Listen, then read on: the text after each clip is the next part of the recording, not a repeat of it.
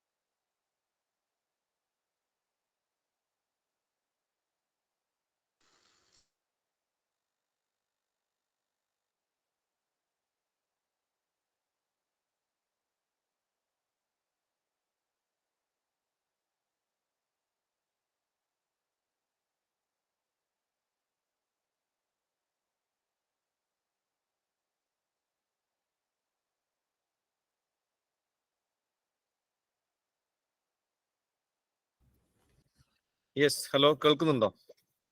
കേൾക്കാം സാറേ, കേൾക്കാം. Thank you. ഭരത്, എത്ര മണി വരെ പോവാം ആദ്യം പറയാമോ? ഇതൊരു ഏകദേശം 83, നല്ല സംഖ്യ ആളുകൾ, 83 ആളുകളുണ്ട്. സാർ ഒരു 9 മണി 9 സാറിന്റെ ഒരു കൺവീനിയൻസ് അല്ലേ ഓറിയന്റേഷൻ? 9 മണി. പിന്നെ എന്താ കുട്ടികളോട് എനിക്ക് ചോദിക്കാനുള്ള 2-3 ഏരിയ എൻ്റെ കയ്യിലുണ്ട്. ഒന്ന്, ഏതൊക്കെ വേണം നിങ്ങൾ പറഞ്ഞാൽ അങ്ങനെ ചെയ്യാം. ഒന്ന് ആമുഖമായി പറയട്ടെ. ഒന്ന്, എൻ്റെ കയ്യിലുള്ള LLB പഠിച്ചാലുള്ള സാധ്യതകൾ, അതിൽ കുറച്ച് കാര്യങ്ങൾ പറയാനുണ്ട്, അത് വേണമെങ്കിൽ പറയാം. രണ്ടാമത്, LLB എൻട്രൻസുകൾ ഏതൊക്കെയാണ്, ഇന്ത്യയിലുള്ള എൻട്രൻസുകൾ ഏതൊക്കെയാണ്, രണ്ടാമത്തെ ഏരിയ ഉണ്ട്. മൂന്നാമത്, LLB എൻട്രൻസ് എങ്ങനെ പ്രിപ്പയർ ചെയ്യണം. ഈ 3 ഏരിയയിൽ എല്ലാം പറയണേ എല്ലാം പറയാം. വോയിസ് കേൾക്കുന്നില്ലേ? സെക്കൻഡ്, വോയിസ് കേൾക്കുന്നില്ല, മെസ്സേജ് ഉണ്ടല്ലോ. ഉണ്ട് സാർ, ഇവിടെ എനിക്ക് കേൾക്കാൻ പറ്റുന്നുണ്ട്. വേറെ ആർക്കെങ്കിലും അങ്ങനെ പ്രശ്നം നേരിടുന്നുണ്ടോ? ഒരാള് വോയിസ് കേൾക്കുന്നില്ല. അഭിരാം കേൾക്കാം. ഓക്കെ, കേൾക്കാം. അപ്പൊ ഒരാളുടെ പ്രശ്നമായിരിക്കില്ലേ? ഒന്ന് നോക്കൂ നിങ്ങൾ, അവിടെ എന്തെങ്കിലും മ്യൂട്ടായി പോയിട്ടുണ്ടോ എന്ന് നോക്കുവോ, അല്ലെങ്കിൽ കേട്ടോ. ഓക്കെ, 3 ഏരിയ ഉണ്ട്. ഒന്ന്, ഇതാണ് LLB സാധ്യതകളുണ്ട്. 2, ഇന്ത്യയിലെ LLB എൻട്രൻസുകൾ ഏതൊക്കെയാണ്, എങ്ങനെയൊക്കെയാണ് എൻട്രൻസുകൾ എന്നുള്ള ഏരിയ ഉണ്ട്. മൂന്നാമത്തെ, LLB എൻട്രൻസ് എങ്ങനെ പ്രിപ്പയർ ചെയ്യണം. ഏത് വേണം? 3 വേണോ? ഞാൻ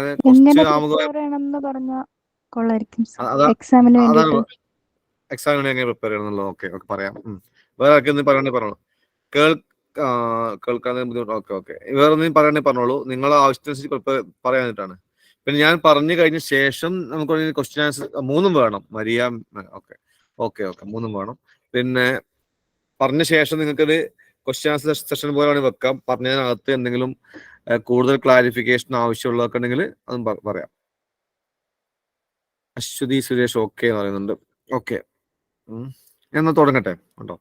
സ്പീഡിൽ പറഞ്ഞു പോകാം. അപ്പോൾ നിങ്ങൾ കുറിച്ച് വെച്ചോ. എന്തെങ്കിലും ഡൗട്ട് ഭാഗങ്ങൾ ചോദിക്കാനുണ്ടെങ്കിൽ നമുക്ക് ലാസ്റ്റ് 10-20 മിനിറ്റ് നിങ്ങൾക്ക് ചോദ്യോത്തരങ്ങളായിട്ട് പോകാം കേട്ടോ. ഓക്കെ, നിങ്ങളൊക്കെ +2 കഴിഞ്ഞ കുട്ടികളുണ്ടാവും, ഡിഗ്രി കഴിഞ്ഞ കുട്ടികളുണ്ടാവും എന്ന് പ്രതീക്ഷിക്കുന്നു അല്ലേ? എക്സ്പെർട്സോ? കേൾക്കാൻ പ്രയാസമില്ല എന്ന് വിചാരിക്കുന്നു. ഞാൻ നേരെ സ്ലൈഡ് പ്രസന്റ് ചെയ്ത് നോക്കട്ടെ കേട്ടോ. 1 സെക്കൻഡ്.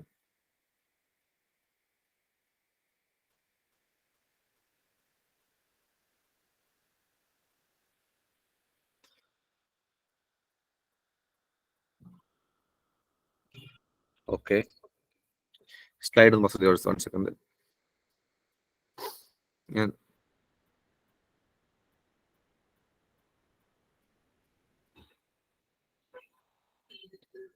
സെക്കൻഡ്.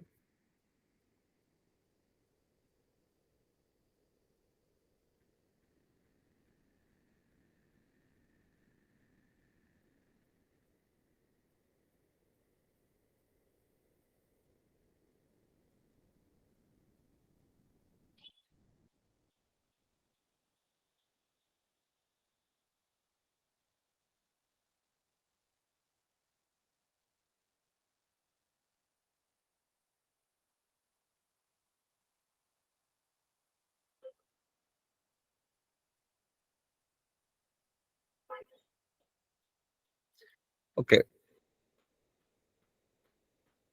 സ്ലൈഡ് വന്നോ? വരുന്നു അല്ലേ?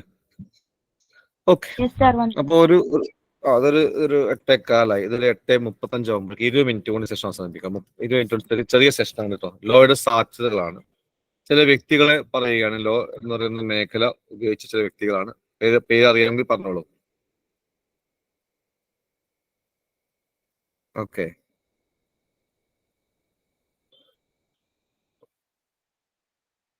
ഓക്കെ.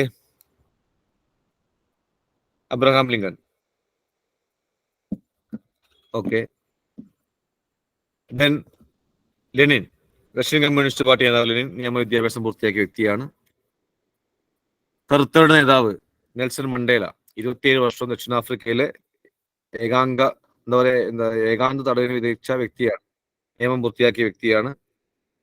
ഇന്ന് ജീവിച്ചിരിക്കുന്ന ലോകത്തെ ഏറ്റവും മികച്ച പ്രഭാഷകരിൽ ഒരാൾ ബാരക് ഒബാമ നിയമബിരുദം പൂർത്തിയാക്കിയ വ്യക്തിയാണ്. ജീവിച്ചിരിക്കുമ്പോൾ ഇതിഹാസമായ ഫിഡൽ കാസ്ട്രോ നിയമബിരുദം പൂർത്തിയാക്കിയ വ്യക്തിയാണ്. കേരളത്തിൽ മുഖ്യമന്ത്രിയായിരുന്നു, KPCC പ്രസിഡന്റായിരുന്നു, കേന്ദ്ര രാജ്യരക്ഷാ മന്ത്രിയായിരുന്നു. AK ആന്റണി നിയമബിരുദം പൂർത്തിയാക്കിയ വ്യക്തിയാണ്. മമ്മൂട്ടി. ഒരുപാട് ആളുകളുണ്ട്. ഒരു 1-2 പേര് പറയുന്നത് മാത്രമേ ഉള്ളൂ. നിയമബിരുദം പൂർത്തിയാക്കിയ വ്യക്തിയാണ്. Justice VR Krishna Iyer. ജീവിച്ചിരിക്കുമ്പോഴേ ജനഹൃദയങ്ങൾ സ്ഥാനം പിടിച്ച ന്യായാധിപൻ ജസ്റ്റിസ് VR കൃഷ്ണയ്യർ.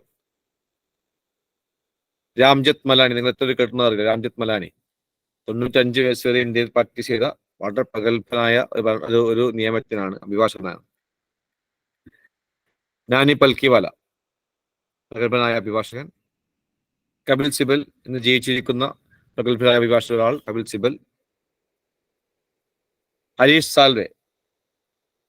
ആഗോള കോടതിയിൽ ഇന്റർനാഷണൽ കോർട്ട് ഓഫ് ജസ്റ്റിസിൽ ഇന്ത്യക്ക് വേണ്ടി ഹാജരായ വ്യക്തിയാണ് ഹരീഷ് സാൽവെ. അതുപോലെ അഡ്വക്കേറ്റ് KK വേണുഗോപാൽ. ഇന്ത്യയുടെ അറ്റോർണി ജനറലായ വ്യക്തിയാണ്, മലയാളിയാണ് അഡ്വക്കേറ്റ് KK വേണുഗോപാൽ.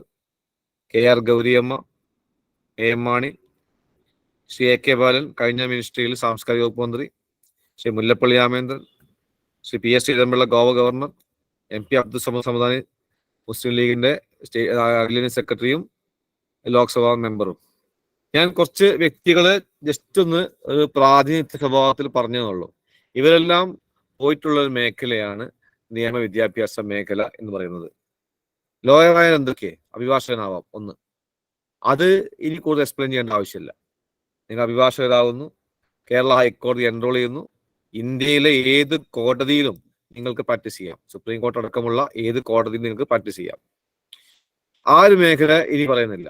ഇനി അഭിഭാഷകനായാൽ വ്യത്യസ്ത മേഖലകൾ എന്താണ്? പണ്ടൊക്കെ ആണെങ്കിൽ സിവിൽ ലോ, ക്രിമിനൽ ലോ മാത്രമുള്ളായിരുന്നു. ഇപ്പൊ അങ്ങനെ കോർപ്പറേറ്റ് ലോ. ഞാൻ വെച്ച ചിത്രം P ചിദംബരത്തിന്റെ ചിത്രമാണ്. കോർപ്പറേറ്റ് ലോയർ ആവാം, കമ്പനികൾക്ക് വേണ്ടി ഉള്ള അഭിഭാഷകനാവാം. എൻവയോൺമെന്റൽ ലോയർ, പരിസ്ഥിതിയുമായി ബന്ധപ്പെട്ട ഹരീഷ് വാസുദേവാണ്, പരിസ്ഥിതിയുമായി ബന്ധപ്പെട്ട ലോയർ ആവാം. സൈബർ ലോ, കമ്പ്യൂട്ടറും ഇന്റർനെറ്റും ഒക്കെ ബന്ധപ്പെട്ട വിഷയങ്ങൾ കൈകാര്യം ചെയ്യുന്ന സൈബർ ലോയർ ആവാം. IPR lawyer, patent, trademark, copyright മേഖലയിൽ പ്രവർത്തിക്കുന്ന IPR ലോയർ ആവാം. ജനങ്ങളുടെ സർവീസ് വിഷയങ്ങൾ, അല്ലെങ്കിൽ തൊഴിലാളി പ്രശ്നങ്ങൾ കൈകാര്യം ചെയ്യുന്ന ലോയർ ആവാം. ടാക്സ്, നികുതിയുമായി ബന്ധപ്പെട്ട അഭിഭാഷകനാവാം. RTI, വിവരാവകാശ നിയമവുമായി ബന്ധപ്പെട്ടുള്ള അഭിഭാഷകനാവാം. കൺസ്യൂമർ, കടയിൽ നിന്ന് സാധനങ്ങൾ വാങ്ങിയിട്ട് മോശമായ സാധനം കിട്ടുകയാണെങ്കിൽ അതുമായി ബന്ധപ്പെട്ട കേസ് കൊടുക്കുന്ന അഭിഭാഷകനാവാം. ഇങ്ങനെ ഒരുപാട് മേഖലയുണ്ട്. കുറച്ച് മേഖല പറഞ്ഞോളൂ, 10-15 മേഖല പറഞ്ഞേ ഉള്ളൂ. എന്ന് വെച്ചാൽ സ്പെഷ്യലൈസേഷന്റെ കാലമാണ്. പഴയ പോലെ വക്കീൽ, ഒരു ക്രിമിനൽ ലോയർ, ഒരു സിവിൽ ലോയറിന് അപ്പുറത്തേക്ക് സ്പെഷ്യലൈസേഷന്റെ കാലമാണ്. 1. 2, ജഡ്ജ് ആവുക. ജഡ്ജ് ആവുക എന്ന് പറഞ്ഞാല് പിന്നെ സുപ്രീം കോടതി ജഡ്ജി വരെ ആവാൻ, അല്ലെങ്കിൽ international court of justice judge വരെ ആവാൻ, അല്ലെങ്കിൽ ഹൈക്കോടതി ജഡ്ജി വരെ ആവാനുള്ള അവസരം നിങ്ങൾക്കുണ്ട്. അപ്പോൾ LLB കഴിഞ്ഞാൽ ഒരു ദിവസം പോലും പ്രാക്ടീസ് ആവശ്യമില്ലാതെ എൻറോൾ ചെയ്യാൻ പറ്റുന്ന, ജഡ്ജ് ആവാൻ പറ്റുന്ന അവസ്ഥ ഇപ്പോൾ ഉണ്ട്. അപ്പൊ LLB കഴിഞ്ഞിട്ട് നേരെ ജഡ്ജ് ആവാൻ പറ്റും. No need of practice. മുമ്പ് 5 വർഷം പ്രാക്ടീസ് ഉള്ള ആളുകൾക്ക് മാത്രമേ ജഡ്ജ് ആവാൻ പറ്റുള്ളായിരുന്നു. അപ്പൊ അത് മാറ്റി LLB കഴിഞ്ഞാൽ നേരെ ജഡ്ജ് ആവാൻ പറ്റുന്ന അവസ്ഥ ഇപ്പോൾ ഉണ്ട്. അത് താഴെ 3-4 സ്റ്റേജിൽ ജഡ്ജ് ആവും. താഴെ മുൻസിഫ് കോർട്ട്, മജിസ്ട്രേറ്റ് കോർട്ടിൽ നിങ്ങൾ ജഡ്ജ് ആവുന്നു. കുറച്ചും കൂടി കഴിഞ്ഞാൽ 7 വർഷം എക്സ്പീരിയൻസ് ഉണ്ടെങ്കിൽ നേരെ ജില്ലാ ജഡ്ജ് ആവാം. 10 വർഷം എക്സ്പീരിയൻസ് ഉണ്ടെങ്കിൽ നേരെ ഹൈക്കോടതി ജഡ്ജ് ആവാം. 10 വർഷം നേരെ എക്സ്പീരിയൻസ് ഉണ്ടെങ്കിൽ നേരെ സുപ്രീം കോടതി ജഡ്ജ് ആവാം. അപ്പൊ 4 സ്റ്റേജ് ജഡ്ജ് ആവാം. താഴെ മുൻസിഫ് മജിസ്ട്രേറ്റ്, ജില്ലാ ജഡ്ജ്, ഹൈക്കോടതി ജഡ്ജ്, സുപ്രീം കോടതി ജഡ്ജ്. ഇങ്ങനെ 4 തരത്തിൽ നിങ്ങൾക്ക് ജഡ്ജ് ആവാൻ പറ്റും. മറ്റൊന്ന് ക്വാസി ജുഡീഷ്യൽ എന്ന് പറഞ്ഞാല് കൺസ്യൂമർ കോടതി ജഡ്ജ്. പൂർണ്ണമായിട്ടും കോടതി അല്ല, ട്രിബ്യൂണലില്, കമ്മീഷനിൽ, ലോകായുക്തയിൽ, ഓംബുഡ്സ്മാനിൽ, ഇങ്ങനെ കുറെ സ്ഥലത്ത് നമുക്ക് അവസരങ്ങളുണ്ട്. പിന്നെ ഗവൺമെന്റ് അഭിഭാഷകനാവാം, APP എന്ന് പറയും, അസിസ്റ്റന്റ് പബ്ലിക് പ്രോസിക്യൂട്ടർ. പിന്നെ പബ്ലിക് പ്രോസിക്യൂട്ടർ വാക്കുണ്ട്, DDP ഡെപ്യൂട്ടി ഡയറക്ടർ പ്രോസിക്യൂഷൻ ഉണ്ട്, DGP director general prosecution, advocate general ഒക്കെ ഗവൺമെന്റിന്റെ ലോയറാണ്. അതൊരു മറ്റൊരു മേഖലയാണ്. പിന്നെ കേസുകള് മധ്യസ്ഥം വഹിച്ച് തീർക്കുന്നതിനാണ് ADR, ആൾട്ടർനേറ്റീവ് ഡിസ്പ്യൂട്ട് റെസൊല്യൂഷൻ എന്ന മേഖലയുണ്ട്. അതിനകത്ത് പിന്നെ പരസ്പരം സ്നേഹത്തോടെ കേസുകൾ ഒത്തുതീരുന്ന ഒരു മേഖലയാണ്. പുതിയ കാലത്ത് വലിയ സ്കോപ്പുള്ള ഒരു ഏരിയയാണ് ADR. ADRനകത്ത് 5 ഏരിയ ഉണ്ട്. ആർബിട്രേഷൻ എന്ന് പറയുന്ന ഏരിയ ഉണ്ട്, മീഡിയേഷൻ എന്ന് പറയുന്ന ഏരിയ ഉണ്ട്, കൺസീലിയേഷൻ എന്ന് പറയുന്ന ഏരിയ ഉണ്ട്, നെഗോസിയേഷൻ എന്ന് പറയുന്ന ഏരിയ ഉണ്ട്, അതുപോലെ ലോക അദാലത്ത്. ഇങ്ങനെ 5 തരത്തിൽ ഒറ്റവാക്കൽ കേസുകൾ ഒത്തുതീർപ്പാക്കുന്നു. പക്ഷെ 5 ഡിഫറൻറ്റ് സ്റ്റൈലാണെന്ന് മാത്രം. ഇന്ത്യൻ ആർമിയിൽ നമുക്ക് നല്ലൊരു പോസ്റ്റ് ഉണ്ട്. ആ പോസ്റ്റിന്റെ പേര് ജഡ്ജ് അഡ്വക്കേറ്റ് ജനറൽ, JAG, ജാഗ് എന്ന് പറയും, ജഡ്ജ് അഡ്വക്കേറ്റ് ജനറൽ. വളരെ ഉയർന്ന പോസ്റ്റാണ്. ആ ഉയർന്ന പോസ്റ്റ് ഡയറക്റ്റ് പോസ്റ്റാണ്. LLB കഴിഞ്ഞാൽ ഉടനെ നിങ്ങൾക്ക് ജോയിൻ ചെയ്യാം. 27 വയസ്സിൽ കൂടാൻ പാടില്ല, അത്രേ ഉള്ളൂ. ആ ജാഗ് പോസ്റ്റ് അതിന്റെ വലുപ്പം മനസ്സിലാവണമെങ്കിൽ ഈക്വലന്റ് ആയിട്ട് കേരള പോലീസിലുള്ളത് സൂപ്രണ്ട് ഓഫ് പോലീസ്, IPS കാഡറാണ്. ഡയറക്റ്റ് IPS ലെവലിലേക്ക് എത്തുന്ന ജാഗ് എന്ന പോസ്റ്റ് കേരള പോലീസുമായി കമ്പയർ ചെയ്യുമ്പോൾ സൂപ്രണ്ട് ഓഫ് പോലീസിന് ഈക്വലന്റ് ആയ IPS പോസ്റ്റാണ്. അതുപോലെ നേവിയിൽ ലീഗൽ ഓഫീസർ ഉണ്ട്. സ്റ്റാർട്ടിംഗ് പോസ്റ്റിന്റെ പേരാണ് സബ് ലെഫ്റ്റനന്റ് എന്നാണ്. സബ് ലെഫ്റ്റനന്റ് ആയിട്ട് പിന്നെ പ്രൊമോഷനായിട്ട് മുകളിലേക്ക് പോകും. ആ starting post is equivalent to DYSP of Kerala police. അപ്പൊ നേവിയിൽ നല്ല ഉയർന്ന ഒരു പോസ്റ്റ് ഉണ്ട്.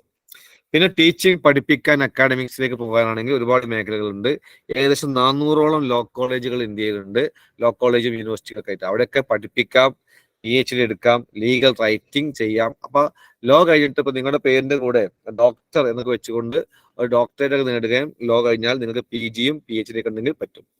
കോർപ്പറേറ്റ് ജോബ്സ് ഉണ്ട്. അതായത് നിങ്ങൾ ഫൈനൽ ഇയർ സ്റ്റുഡൻസ് ഒക്കെ ആകുമ്പോൾ നിങ്ങൾ കമ്പനികൾ വന്നിട്ട് ക്യാമ്പസ് പ്ലേസ്മെന്റ് നടത്തി കമ്പനികളിലേക്ക് എടുക്കുന്നു. വളരെ യൂത്തായ, യങ്ങായ, മിടുക്കന്മാരായ, ബ്രില്യൻ്റ് ആയ, ടാലന്റഡ് ആയ ആളുകളെ കമ്പനി എടുക്കുന്നു. അവർ പ്ലേസ്മെന്റ് നടത്തിയിട്ട് നിങ്ങൾക്ക് ട്രെയിനിങ് തരുന്നു. ആ കമ്പനിയുടെ ആവശ്യത്തിന് നിങ്ങളുടെ ലീഗൽ ആവശ്യങ്ങൾക്ക് വേണ്ടി നിങ്ങൾ ഉപയോഗിക്കുന്നു. അതാണ് കോർപ്പറേറ്റ് ജോബ്സ്. ഓക്കെ, അത് ഒരുപാട് മേഖലയുണ്ട്. ബാങ്കിങ് ഉണ്ട്, ഇൻഷുറൻസ് ഉണ്ട്, പ്രൈവറ്റ് കമ്പനികൾ ധാരാളമായിട്ട് ലോ കഴിഞ്ഞ ആളുകൾ ആവശ്യമുണ്ട്. ഒരുപാട് മേഖലയുണ്ട്. മറ്റൊരു മേഖല ലീഗൽ ജേർണലിസം, പത്രപ്രവർത്തനം താല്പര്യമുള്ള ആളുകൾക്ക്. അത് ലീഗൽ ജേർണലിസം നല്ല ജേർണലിസം ഇഷ്ടമുള്ള ആളുകൾക്ക് അതിൽ മുന്നോട്ട് പോകാൻ പറ്റും. ആ ജേർണലിസം എന്ന് പറഞ്ഞാൽ 3 തരത്തിൽ കൊണ്ടുപോകാം. നിങ്ങൾക്ക് പിന്നെ ഈ പത്രത്തിൽ, സാധാരണ ന്യൂസ് പേപ്പറിൽ ജേർണലിസം ചെയ്യാം. അതല്ലെങ്കിൽ TV ചാനൽ ലീഗൽ ജേർണലിസം ചെയ്യാം. അല്ലെങ്കിൽ ഓൺലൈൻ ജേർണലുണ്ട്. ഓൺലൈൻ ജേർണൽ എന്ന് പറഞ്ഞാൽ 3 പറയാം. ഒന്ന് ലൈവ് ലോ ഓൺലൈൻ ജേർണലാണ്, ബാർ ആൻഡ് ബെഞ്ച് ഓൺലൈൻ ജേർണലാണ്, ടാക്സ് സ്കാൻ ഒരു ഓൺലൈൻ ജേർണലാണ്. ഇത് ഓൺലൈൻ ന്യൂസ് പേപ്പർ വരുന്നുണ്ട്, ലീഗൽ യൂവേഴ്സ്. അങ്ങനെ ഒരുപാട് ഓൺലൈൻ സാധ്യതകൾ ഉണ്ട്. അപ്പോൾ online, TV channel, newspaper, അവിടെയൊക്കെ ലീഗൽ ജേർണലിസ്റ്റിന് സ്കോപ്പ് ഉണ്ട്. മറ്റൊരു ഏരിയയാണ് LPO എന്ന് പറയും, ലീഗൽ പ്രോസസ് ഔട്ട്സോഴ്സിങ്. എന്ന് വെച്ചാൽ നിങ്ങളുടെ കമ്പനികൾ വർക്ക് ചെയ്യുന്ന സ്വിറ്റ്സർലൻഡിലോ, സ്വീഡനിലോ, അമേരിക്കയിലോ, ജർമ്മനിയിലോ, ജപ്പാനിലോ ഒക്കെ ആയിരിക്കും. പക്ഷെ നിങ്ങൾ ഇരിക്കുന്നത് നിങ്ങളുടെ വീട്ടിലാണ്. നിങ്ങളുടെ വീട്ടിൽ ലാപ്ടോപ്പും വൈഫൈ കണക്ഷൻ ഉണ്ടെങ്കിൽ നിങ്ങൾ ചെയ്യേണ്ട വർക്കുകൾ അവർ അയച്ചു തരും. ആ വർക്കുകൾ നോക്കിയിട്ട് നിങ്ങൾ ആ വർക്ക് കൃത്യമായി ചെയ്തു കൊടുത്താൽ മതി. അപ്പൊ അതിന് 2-3 വിഷയങ്ങളുണ്ട്. ഒന്ന്, ഭാഷ ഒന്ന് മനസ്സിലാക്കാനുള്ള പ്രാവീണ്യം ഉണ്ടാവണം.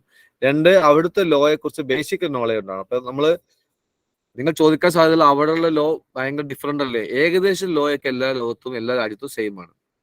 ചെറിയ മാറ്റങ്ങൾ ഉണ്ടാവുള്ളൂ. അപ്പൊ അതിനുവേണ്ടി ട്രെയിനിങ് അവർ നിങ്ങൾക്ക് തരും. എന്നിട്ട് വീട്ടിൽ ഇരുന്നിട്ട് ലാപ്ടോപ്പ് ഉണ്ടെങ്കിൽ നിങ്ങൾക്ക് ആ വർക്കുകൾ ചെയ്യാം. വർക്കുകൾ ചെയ്തിട്ട് അയച്ചു കൊടുത്താൽ എല്ലാ മാസം 1-ാം തീയതി നിങ്ങൾ വായിക്കുന്ന വർക്കുകൾക്ക് അനുസരിച്ചുള്ള പേയ്മെന്റ് നിങ്ങൾക്ക് കിട്ടും. ലീഗൽ പ്രോസസ് ഔട്ട്സോഴ്സിംഗ് എന്നാണ് കുറെ പേര് ചെയ്യുന്നുണ്ട്. അത് ഡെവലപ്പ് ചെയ്തു വരുന്ന ഒരു മേഖലയാണ് ലീഗൽ പ്രോസസ് ഔട്ട്സോഴ്സിംഗ്. പിന്നെ ഞാനിപ്പോൾ പറഞ്ഞ പോലെ പൈസ ഉണ്ടാക്കുന്ന ഏരിയയാണ്. ഇനി പൈസ ഒന്നും ഉണ്ടാക്കാതെ നിങ്ങൾ സാമൂഹ്യ പ്രവർത്തനം ചെയ്യുകയാണെങ്കിലോ നല്ലൊരു ഏരിയയാണ്. ആക്ടിവിസ്റ്റുകൾക്ക് പല മേഖലകളിൽ, അത് സമൂഹത്തിൽ മാറ്റങ്ങൾ ഉണ്ടാക്കാൻ ആഗ്രഹിക്കുന്ന ആക്ടിവിസ്റ്റുകൾക്ക് നിങ്ങളുടെ പ്രവർത്തനത്തിന്റെ കൂടെ നിങ്ങളുടെ കയ്യിൽ ലോ ഡിഗ്രി കൂടി ഉണ്ടെങ്കിൽ ഇറ്റ്സ് ആൻ ആഡഡ് അഡ്വാൻറ്റേജ്. അത് മനുഷ്യാവകാശ മേഖല ആയിക്കോട്ടെ, വിവരാവകാശ മേഖല ആയിക്കോട്ടെ, പാരിസ്ഥിതിക മേഖല ആയിക്കോട്ടെ, ന്യൂനപക്ഷങ്ങളുടെ അവകാശം ആയിക്കോട്ടെ, ദളിതരുടെ അവകാശങ്ങളായിക്കോട്ടെ, ആദിവാസികളുടെ അവകാശങ്ങളായിക്കോട്ടെ, സ്ത്രീകളുടെ അവകാശങ്ങളായിക്കോട്ടെ, കുട്ടികളുടെ അവകാശങ്ങളായിക്കോട്ടെ, വാട്ടർ ഇറ്റ് മേ ബി, ഏത് മേഖലയിലും നിങ്ങൾ ഒരു ലോ ഡിഗ്രി ഉണ്ടെങ്കിൽ, ഉദാഹരണമായിട്ട് നിങ്ങൾ ഫോറസ്റ്റ് ഇഷ്യൂമായിട്ട് നിങ്ങൾ ഒരു ഫോറസ്റ്റ് വാച്ചർ, ഫോറസ്റ്റ് റേഞ്ചറെ കാണാൻ പോവുകയാണ്, ഫോറസ്റ്റ് ഓഫീസറെ കാണാൻ പോവുകയാണ്, നിങ്ങളുടെ അഡ്വക്കേറ്റ് ആണെങ്കിൽ തീർച്ചയായിട്ടും അത് പരിഗണന നിങ്ങൾക്ക് ഉണ്ടാവും എന്നുള്ളതാണ്. ഇന്റർനാഷണൽ ഓർഗനൈസേഷനിൽ ധാരാളം സാധ്യതകളുണ്ട്. ഇന്റർനാഷണൽ ലെവലിൽ യങ് അഡ്വക്കേറ്റ്സ് പ്രോഗ്രാം ഉണ്ട്. അതുപോലെ ഇന്റർനാഷണൽ ഓർഗനൈസേഷൻ, UN അടക്കമുള്ള ഓർഗനൈസേഷനിൽ അവിടെ ഇന്റേൺഷിപ്പ് ചെയ്യാനും അവിടെ വർക്ക് ചെയ്യാനും ഒക്കെ ലോ കഴിഞ്ഞ ആൾക്ക് ധാരാളം ഓപ്പർച്യൂണിറ്റികളുണ്ട്. സിവിൽ സർവീസിന് ലോ നല്ല ഒരു ഏരിയയാണ്. സിവിൽ സർവീസ് ഇപ്പോൾ ട്രിവാൻഡ്രം ലോ കോളേജിൽ പഠിച്ചിട്ട്, നിങ്ങളുടെ ലോ കോളേജിൽ പഠിച്ചിട്ട് IAS കിട്ടിയ വ്യക്തിയാണ് ഈ ഇടത് ഭാഗത്തുള്ള പ്രശാന്ത്. നമ്മൾ കോഴിക്കോട് കളക്ടറായിരുന്ന കളക്ടർ ബ്രോ എന്നൊക്കെ അറിയപ്പെടുന്ന ഓപ്പറേഷൻ സുലൈമാൻ എന്ന പുസ്തകം എഴുതിയ പ്രശാന്ത് IAS 5ാമത്തെ റാങ്കാണ് അദ്ദേഹം കിട്ടിയത്. അത് തിരുവനന്തപുരം ലോ കോളേജിൽ പഠിച്ചത്. ലോയും വെച്ചും സിവിൽ സർവീസിന് നല്ല ഒരു ബന്ധമുള്ള ഒരു ഏരിയയാണ്. അതുപോലെ മറ്റു ചിത്രം കാണിച്ചിട്ടുള്ള അനൂപ് കുരുവിള ജോൺ ആണ്. Anoop Kuruvila John IPS കാരനാണ്. അദ്ദേഹം നാഷണൽ ലോ സ്കൂൾ ബാംഗ്ലൂരിലാണ് പഠിച്ചിട്ടുള്ളത്. അപ്പൊ ലോ എന്ന് പറയുന്നത് സിവിൽ സർവീസ് നല്ലൊരു ഏരിയയാണ്. 2 കാരണങ്ങളുണ്ട്. ഒന്ന്, സിവിൽ സർവീസിന് പഠിക്കാനുള്ള സംഭവം കോൺസ്റ്റിറ്റ്യൂഷനാണ്. അത് നിങ്ങൾ ഈ ലോയിൽ പഠിക്കുമ്പോൾ പഠിക്കുന്നുണ്ട്. പിന്നെ പബ്ലിക് അഡ്മിനിസ്ട്രേഷന്റെ പല ഭാഗങ്ങളും ഇവിടെ അഡ്മിനിസ്ട്രേറ്റീവ് ലോ ആയിട്ടും, കാരണം അഡ്മിനിസ്ട്രേഷൻ നിയമം ആവശ്യമുള്ളൂ. അപ്പൊ 1. 2, പിന്നെ നിങ്ങൾ ലോ എഴുതുന്ന ഡിസ്ക്രിപ്റ്റീവ് സ്റ്റൈൽ, അപ്പൊ സയൻസ് എഴുതുന്ന പോലെയോ കെമിസ്ട്രി എഴുതുന്ന പോലെയോ നല്ല ലോ എഴുതുക. അറ്റ്ലീസ്റ്റ് ഡിസ്ക്രിപ്റ്റീവ് സ്റ്റൈലാണ്. നിങ്ങൾ ഒരു ആശയം അവതരിപ്പിക്കാനുള്ള കഴിവ് ഉണ്ടായിരിക്കണം. അത് പിന്നെ തീർച്ചയായിട്ടും IAS മെയിൻ എക്സാം ഈ ലോ എക്സാമിന്റെ അതേ സ്റ്റൈൽ തന്നെയാണ്. ആശയം വിശദീകരിച്ച് എഴുതുകയാണ്, മൾട്ടിപ്പിൾ ചോയ്സിന് അപ്പുറത്തേക്ക്. അപ്പൊ അതൊക്കെ വരുമ്പോൾ പിന്നെ ലോ കഴിയുന്ന ഒരാൾക്ക് തീർച്ചയായും അഡ്വാൻറ്റേജ് IAS ഉണ്ടാവും. അപ്പൊ നിങ്ങൾക്ക് സിവിൽ സർവീസ് പഠിക്കണമെങ്കിൽ ലോ പഠിച്ചിട്ട് സിവിൽ സർവീസിലേക്ക് പോവുകയും ചെയ്യാം. കമ്പനി സെക്രട്ടറിയും ലോയും നല്ല കോൺടാക്ട്, അഭേദ്യമായ ബന്ധമുള്ള ഏരിയകളാണ് കമ്പനി സെക്രട്ടറിയും ലോയും. കാരണം കമ്പനി സെക്രട്ടറിക്ക് പഠിക്കാനുള്ള കുറേ വിഷയങ്ങൾ ലോയിൽ പഠിക്കുന്നു. ഉദാഹരണമായിട്ട് കമ്പനീസ് ആക്ട് പഠിക്കുന്നു, കോൺട്രാക്ട് ആക്ട് പഠിക്കുന്നു, നെഗോഷ്യബിൾ ഇൻസ്ട്രുമെന്റ്സ് ആക്ട് പഠിക്കുന്നു. ഒരുപാട് വിഷയങ്ങൾ കമ്പനി സെക്രട്ടറി പഠിക്കുന്ന വിഷയങ്ങളെല്ലാം കുറേ വിഷയങ്ങൾ ലോയിൽ പഠിക്കുന്നുണ്ട്. മുമ്പ് ലോ കഴിഞ്ഞ കമ്പനി സെക്രട്ടറി 2 പേപ്പർ എക്സംഷൻ ഉണ്ടായിരുന്നു. അവർക്ക് എഴുതണ്ട, കാരണം ലോ അപ്പൊ അത്രയും നല്ല ബന്ധമുള്ളതാണ് കമ്പനി സെക്രട്ടറി. MBAയും ലോയും നല്ല സ്കോപ്പുള്ള ഏരിയയാണ്. കാരണം കോഴിക്കോടും തൃശ്ശൂരൊക്കെ ലോ എന്ന് പറയുന്നത് BBA LLB ആണ്. അത് കഴിഞ്ഞ് കുറച്ച് ആൾക്കാർ പ്രാക്ടീസിന് പോകുന്നു, കുറച്ച് ആൾക്കാർ LLM പോകുന്നു, കുറച്ച് ആൾക്കാർ MBAക്ക് പോകുന്നു. 5 ഇയർ കോഴ്സ് കഴിഞ്ഞ ആൾക്കാർ പലപ്പോഴും MBAക്ക് പോകുന്നുണ്ട്. കാരണം ലോയും മാനേജ്മെന്റും നല്ല കണക്ഷൻ ഉള്ള ഏരിയയാണ്. ഇപ്പൊ എനിക്കൊരു സ്ഥാപനമുണ്ട്, ആ സ്ഥാപനത്തിൽ 100 തൊഴിലാളികളുണ്ട്. അപ്പൊ അവരുടെ വിഷയങ്ങൾ മാനേജ് ചെയ്യാൻ I am in need of a manager. ആ മാനേജർക്ക് മാനേജർ വേണം, 100 പേരെ മാനേജ് ചെയ്യണ്ടേ. ആ മാനേജർ ലോ കൂടി അറിയുന്ന ആളാണെങ്കിലോ തീർച്ചയായും അയാൾ എടുക്കുള്ളൂ. അപ്പൊ എന്റെ മുമ്പിൽ ഒരു MBA ഹോൾഡർ വരുന്ന ഇന്റർവ്യൂവിന് എന്റെ മുമ്പിൽ MBAയും LLBയും ഉള്ള ഒരാൾ വരുന്നു, ഞാൻ തീർച്ചയായിട്ടും MBA LLB ഉള്ള ആൾ എടുക്കുള്ളൂ. അപ്പൊ ലോ കഴിഞ്ഞിട്ട് നിങ്ങൾക്ക് MBA കൂടി പോകാൻ പറ്റുമെങ്കിൽ നല്ല ഇറ്റ്സ് ആൻ ആഡഡ് അഡ്വാൻറ്റേജ്. ലോയും മാസ്റ്റർ ഓഫ് സോഷ്യൽ വർക്ക്, കാരണം സാമൂഹ്യ പ്രവർത്തനം എങ്ങനെ സയന്റിഫിക് ആയി ചെയ്യാം എന്നാണ് MSW പഠിപ്പിക്കുന്നത്. അതിന്റെ കൂടെ നിങ്ങൾക്ക് നിയമം കൂടെ അറിയാമെങ്കിലോ. ഉദാഹരണം, നിങ്ങൾ വൃദ്ധരായ ആളെ പരിപാലിക്കുന്ന ഒരു സാമൂഹ്യ പ്രവർത്തനങ്ങൾ ഏർപ്പെടുന്നത്, ആ വിഷയത്തിൽ സീനിയർ സിറ്റിസൺഷിപ്പ് maintenance and welfare maintenance act പഠിക്കുകയാണെങ്കിലോ, അല്ലെങ്കിൽ കുട്ടികളുടെ സുരക്ഷയ്ക്ക് വേണ്ടിയുള്ള ഓരോ കാര്യങ്ങൾ ചെയ്യുന്നത്, ആ സമയത്ത് നിങ്ങൾ പോക്സോ ആക്ടും ചൈൽഡ് ലൈനും ചൈൽഡുമായി ബന്ധപ്പെട്ട നിയമങ്ങളും ഒക്കെ പഠിക്കുകയാണെങ്കിലോ. അപ്പൊ അത് MSW സോഷ്യൽ വർക്കിന്റെ കൂടെ ലോ, അല്ലെങ്കിൽ ലോയുടെ കൂടെ സോഷ്യൽ വർക്ക്, ഇത് രണ്ടും നല്ല സ്കോപ്പുള്ള ഏരിയയാണ്. ലോയും സൈക്കോളജിയും നല്ല ബന്ധമുള്ള ഏരിയയാണ്. മിക്കവാറും അഭിഭാഷകർ നിങ്ങൾക്കറിയാം, ഒരാൾ വരുമ്പോഴേക്ക് അളക്കാൻ കഴിയും. ആളുടെ മുഖഭാവം കൊണ്ട്, ആളുടെ ബോഡി ലാംഗ്വേജ് കൊണ്ട്, സംസാര രീതി കൊണ്ട്, ആളുടെ കണ്ണുകളിലേക്ക് നോക്കിക്കൊണ്ട് നമുക്ക് ആളുകൾ അളക്കാൻ കഴിയും. അപ്പോൾ ലോ കഴിയുന്ന ആളുകൾക്ക് പലപ്പോഴും സൈക്കോളജിയിൽ പ്രാക്ടിക്കൽ നോളജ് കിട്ടും. അപ്പോൾ ലോ കഴിഞ്ഞ ശേഷം സൈക്കോളജി, MA സൈക്കോളജിയോ MSc സൈക്കോളജിയോ പഠിക്കുകയാണെങ്കിൽ തീർച്ചയായിട്ടും നല്ല ഒരു കോമ്പിനേഷനാണ് ലോയും സൈക്കോളജിയും. ലോ കഴിഞ്ഞിട്ട് ധാരാളം ആളുകൾ ഗവൺമെന്റ് ജോലി കിട്ടും. ഗവൺമെന്റ് ജോലി എത്ര എന്ന് പറയാൻ കഴിയില്ല, കാരണം ഡിഗ്രി കഴിഞ്ഞ എഴുതാൻ, ഇപ്പൊ ലോ കഴിഞ്ഞ ആൾക്ക് മാത്രം എഴുതാവുന്ന പോസ്റ്റുകളുണ്ട്. KSFE legal officer, KFC legal assistant labour officer, പിന്നെ മുനിസിപ്പൽ സെക്രട്ടറി മുമ്പ് ലോ കഴിഞ്ഞ ആൾക്കായിരുന്നു, GST ഓഫീസർ ലോ കഴിഞ്ഞ ആൾക്ക് എഴുതാൻ പറ്റും. പിന്നെ അങ്ങനെ തുടങ്ങി നിയമസഭാ സെക്രട്ടറി, ലോ സെക്രട്ടറി ഒക്കെ ലോ കഴിഞ്ഞ LLB ആണ് ക്വാളിഫിക്കേഷൻ. അപ്പൊ ലോ കഴിഞ്ഞത് മാത്രം ആളുകൾക്ക് എഴുതാൻ പറ്റുന്ന ഇത്തരം പോസ്റ്റുകളാണ് ആദ്യം പറഞ്ഞത്. മറ്റൊന്ന് ഡിഗ്രി കഴിഞ്ഞ ആളുകൾക്ക് എഴുതാവുന്ന എക്സാമാണ്. ഡിഗ്രി കഴിഞ്ഞ് എഴുതാവുന്ന ഒരുപാട് എക്സാം ഉണ്ട്. BDO, sale tax officer, sub inspector of police, panchayat secretary, junior employment officer, university assistant, secretary assistant തുടങ്ങിയ 27ഓളം ജോബുകൾ കേരള PSC ഡിഗ്രി കഴിഞ്ഞവർക്ക് മാത്രം എഴുതാവുന്ന ജോബാണ്. ആ ജോബ് എല്ലാം LLB കഴിഞ്ഞാൽ എഴുതാൻ പറ്റും. അപ്പൊ LLB ഡിഗ്രി കഴിഞ്ഞാൽ, അപ്പൊ LLB കഴിഞ്ഞാൾക്ക് മാത്രം എഴുതാവുന്ന ജോബുകൾ എഴുതാം, പ്ലസ് ഡിഗ്രി കഴിഞ്ഞ ആളുകൾക്ക് എഴുതാവുന്ന പോസ്റ്റുകൾ നിങ്ങൾക്ക് എഴുതാം, പ്ലസ് 2 കഴിഞ്ഞ ആളുകൾക്കുള്ള ഒരുപാട് 10-30ഓളം പോസ്റ്റുകൾ ഉണ്ട്. അതും നിങ്ങൾക്ക് എഴുതാവുന്നതാണ്. ചുരുക്കത്തിൽ LLB കഴിഞ്ഞ ആൾക്ക് 60ഓളം ഗവൺമെന്റ് ജോലികൾക്കുള്ള അപേക്ഷ കൊടുത്തിട്ട് എഴുതാവുന്ന അത്രയും അവസരങ്ങൾ തീർച്ചയായിട്ടും ഉണ്ട്. ബാങ്കുകളിൽ ലീഗൽ ഓഫീസർ പോസ്റ്റ് നല്ലൊരു ഇതാണ്. നമ്മളെ കോളേജ് പഠിച്ച കുറെ കുട്ടികൾ റിസർവ് ബാങ്കിൽ ബോംബെയിൽ ലീഗൽ ഓഫീസർമാർ വർക്ക് ചെയ്യുന്നുണ്ട്. SBI ലീഗൽ ഓഫീസർ ആവശ്യമുണ്ട്. സൗത്ത് ഇന്ത്യൻ ബാങ്കിൽ, ഫെഡറൽ ബാങ്കിൽ, പഞ്ചാബ് നാഷണൽ ബാങ്കിൽ, കാനറ ബാങ്കിൽ, കാത്തലിക് സിറിയൻ ബാങ്കിൽ, ICICI ബാങ്ക്, ഇങ്ങനെ ഒരുപാട് ബാങ്കുകളിൽ ലീഗൽ ഓഫീസർ ആവാൻ വേണ്ടി പറ്റും. അപ്പൊ അത് LLB മാത്രമാണ്. ചിലപ്പോൾ 2 വർഷം എക്സ്പീരിയൻസ് വയ്ക്കും, ചിലപ്പോൾ LLM ഉണ്ടെങ്കിൽ അറ്റൻഡ് ഉണ്ടാവും, ഇങ്ങനെയൊക്കെ ഉണ്ട്. അപ്പൊ ഇതാണ് നല്ല പോസ്റ്റാണ് ലീഗൽ ഓഫീസർ പോസ്റ്റ്. കാരണം ബാങ്കുകളൊക്കെ ലീഗൽ ഓഫീസറായി കഴിഞ്ഞാൽ ഒരുപാട് ശമ്പളമുണ്ട്, ഒന്ന്. രണ്ട്, ഒരുപാട് ഫെസിലിറ്റീസ് കൂടി ഉണ്ട്. ധാരാളം ഫെസിലിറ്റീസ് കൊടുക്കും. ഒരുപാട് ഇപ്പൊ ഹൗസിന് ഫെസിലിറ്റീസ്, റെന്റ് ഫെസിലിറ്റീസ്, കാറിന് സൗകര്യങ്ങൾ, നിങ്ങൾക്ക് വർത്തമാന പത്രം, ന്യൂസ് പേപ്പർ വാങ്ങാൻ വരെ, നിങ്ങൾക്ക് സർവന്റിന് കൊടുക്കാൻ ഇതൊക്കെ ബാങ്കുകളിൽ നിന്ന് കിട്ടും. പിന്നെ കുറഞ്ഞ പൈസക്ക് ലോൺ കിട്ടും. ഒരുപാട് ഫെസിലിറ്റീസ് ഇത്തരം ബാങ്കുകളിൽ ലീഗൽ ഓഫീസർ പോസ്റ്റിന് കൊടുക്കുന്നുണ്ട്. റെയിൽവേ ഇന്ത്യയിലെ ഏറ്റവും കൂടുതൽ ആളുകൾക്ക് തൊഴിലെടുക്കുന്ന പൊതുമേഖലാ സ്ഥാപനമാണ് ഇന്ത്യൻ റെയിൽവേ. റെയിൽവേയിൽ നമ്മൾക്ക് 3 പോസ്റ്റ് ഉണ്ട്. ഒന്ന്, റെയിൽവേ ലീഗൽ ഓഫീസർ ഉണ്ട്, റെയിൽവേ ജഡ്ജ് ഉണ്ട്, റെയിൽവേ പ്രോസിക്യൂട്ടർ ഉണ്ട്. നിങ്ങൾ ട്രെയിനിൽ കയറിയിട്ട് നിങ്ങൾ കൃത്യമായിട്ട് ടിക്കറ്റ് എടുക്കുന്നില്ല, നിങ്ങളെ പിടിക്കുന്നു, നിങ്ങൾ പിഴടക്കാൻ തയ്യാറല്ല, ഫൈൻ അടക്കാൻ തയ്യാറല്ല, റെയിൽവേ കോർട്ടിലേക്ക് പ്രോസിക്യൂട്ട് ചെയ്യും. അവിടെ പ്രോസിക്യൂട്ടർ ഉണ്ട്, അവിടെ ജഡ്ജും ഉണ്ട്. അത് ഫൈൻ അടക്കാനൊക്കെയുള്ള അവകാശം അല്ലെങ്കിൽ ജയിലിൽ കയറ്റാനുള്ള അവകാശമൊക്കെ ജഡ്ജിനുണ്ട്. അതുപോലെ ഇന്ത്യയിൽ ഒരുപാട് റെയിൽവേ മേഖലകളുണ്ട്. ഈസ്റ്റ് മേഖല, വെസ്റ്റേൺ മേഖല, സൗത്ത് ഈസ്റ്റ് മേഖല, ഇത്തരം എല്ലാ മേഖലകളിലും ഇഷ്ടംപോലെ ലീഗൽ ഓഫീസർമാരായിട്ട് ധാരാളം ആളുകൾ നമ്മളെ കോളേജ് പഠിച്ച വിദ്യാർത്ഥികളൊക്കെ വർക്ക് ചെയ്തുകൊണ്ടിരിക്കുന്നുണ്ട്. 3 ഏരിയ റെയിൽവേയിലുണ്ട്. നോട്ടറി പബ്ലിക് നിങ്ങൾ കേട്ടിട്ടുണ്ടാവും. നിങ്ങൾ ബോർഡൊക്കെ കാണുമ്പോൾ അഡ്വക്കേറ്റ് ആൻഡ് നോട്ടറി എന്നുള്ള ബോർഡ് കണ്ടിട്ടുണ്ടാവും. നോട്ടറി പബ്ലിക് ആയിട്ട് വർക്ക് ചെയ്യാൻ പറ്റും. അപ്പൊ അത് സെൻട്രൽ ഗവൺമെന്റ് സെൻട്രൽ നോട്ടറി ഉണ്ട്, സ്റ്റേറ്റ് ഗവൺമെന്റ് അംഗീകരിച്ച സ്റ്റേറ്റ് നോട്ടറി ഉണ്ട്. അപ്പൊ 7 years പ്രാക്ടീസ് ആണ് അതിന് മിനിമം വേണ്ടത്. ഈ നോട്ടറിയുടെ ഉത്തരവാദിത്തം ലീഗൽ ഡോക്യുമെന്റ്സ്, കോടതിയിൽ കൊടുക്കുന്ന ഡോക്യുമെന്റ്സ് ഒക്കെ അറ്റസ്റ്റ് ചെയ്യുക എന്നുള്ളതാണ് നോട്ടറിയുടെ ഉത്തരവാദിത്തങ്ങൾ. അപ്പൊ സാധാരണ നിലക്ക് ഗസ്റ്റഡ് ഓഫീസർ അറ്റസ്റ്റ് ചെയ്താൽ മതി സാധാരണ നിലക്ക്. പക്ഷെ കോടതിയിൽ അത് അറ്റസ്റ്റ് ചെയ്യണമെങ്കിൽ നോട്ടറി അറ്റസ്റ്റ് ചെയ്യണം. അപ്പോൾ അറ്റസ്റ്റേഷന് നിങ്ങൾക്ക് പൈസ വാങ്ങിക്കുകയും ചെയ്യാം. അപ്പൊ നോട്ടറി ആയി കഴിഞ്ഞാൽ നിങ്ങൾ വീട്ടിലിരുന്നാൽ പോലും നിങ്ങൾക്ക് ഡോക്യുമെന്റ് അറ്റസ്റ്റേഷൻ ചെയ്യുകയും അതിന് നോട്ടറി ഫീ വാങ്ങാനുള്ള അവകാശവും നിങ്ങൾക്കുണ്ട്. കൺവെയൻസിംഗ് എന്ന് പറഞ്ഞ ഏരിയ ഉണ്ട്. ചില ഡോക്യുമെന്റ് ഡ്രാഫ്റ്റ് ചെയ്യുന്നു. ഒരു ആധാരം നിങ്ങൾ ഡ്രാഫ്റ്റ് ചെയ്യുന്നു. ആധാരം എഴുതാൻ വക്കീലന്മാർക്ക് അധികാരമുണ്ട് കേട്ടോ. ഒരു അഗ്രിമെന്റ് എഴുതുന്നു, കരാർ എഴുതുന്നു, ഒരു സൊസൈറ്റിയുടെ ഒരു ബൈലോ എഴുതുന്നു, ഒരു ട്രസ്റ്റിന്റെ ബൈലോ എഴുതുന്നു, ഒരു വിൽപ്പന കരാർ എഴുതുന്നു. ഇങ്ങനെ പലതരത്തിലുള്ള കരാറുകൾ എഴുതുന്നു. ആ കരാറുകൾക്ക് എഴുതി കഴിഞ്ഞാൽ നിങ്ങൾക്ക് അതിന്റെ പേയ്മെന്റ് വാങ്ങാം. അതിന് കൺവെയൻസിംഗ്, അതിന് 30ഓളം ഏരിയ ഉണ്ട് കൺവെയൻസിംഗിന്റെ. ലോ കഴിഞ്ഞ ഒരാൾക്ക് പറ്റുന്ന ഒരു ഏരിയയാണ് ഫാമിലി കൗൺസിലിംഗ് എന്ന് പറഞ്ഞ ഏരിയ. കാരണം ധാരാളം ആളുകൾ ഫാമിലി നിങ്ങളുടെ മുമ്പിൽ വരും, അഭിഭാഷകന്റെ മുമ്പിൽ വരും. അഭിഭാഷകന്റെ മുമ്പിൽ പല വിഷയങ്ങളും പറഞ്ഞു വരും. പലപ്പോഴും അഭിഭാഷകർ ചെയ്യുന്നത് ഭർത്താവിനെയും ഭാര്യയെയും മക്കളെയൊക്കെ വിളിച്ച് സംസാരിക്കുകയും മിക്കവാറും സെറ്റിലാക്കുകയും ചെയ്യും. സെറ്റിലാക്കാൻ കഴിയാത്ത കേസുകൾ മാത്രമേ കോടതി പോകുള്ളൂ.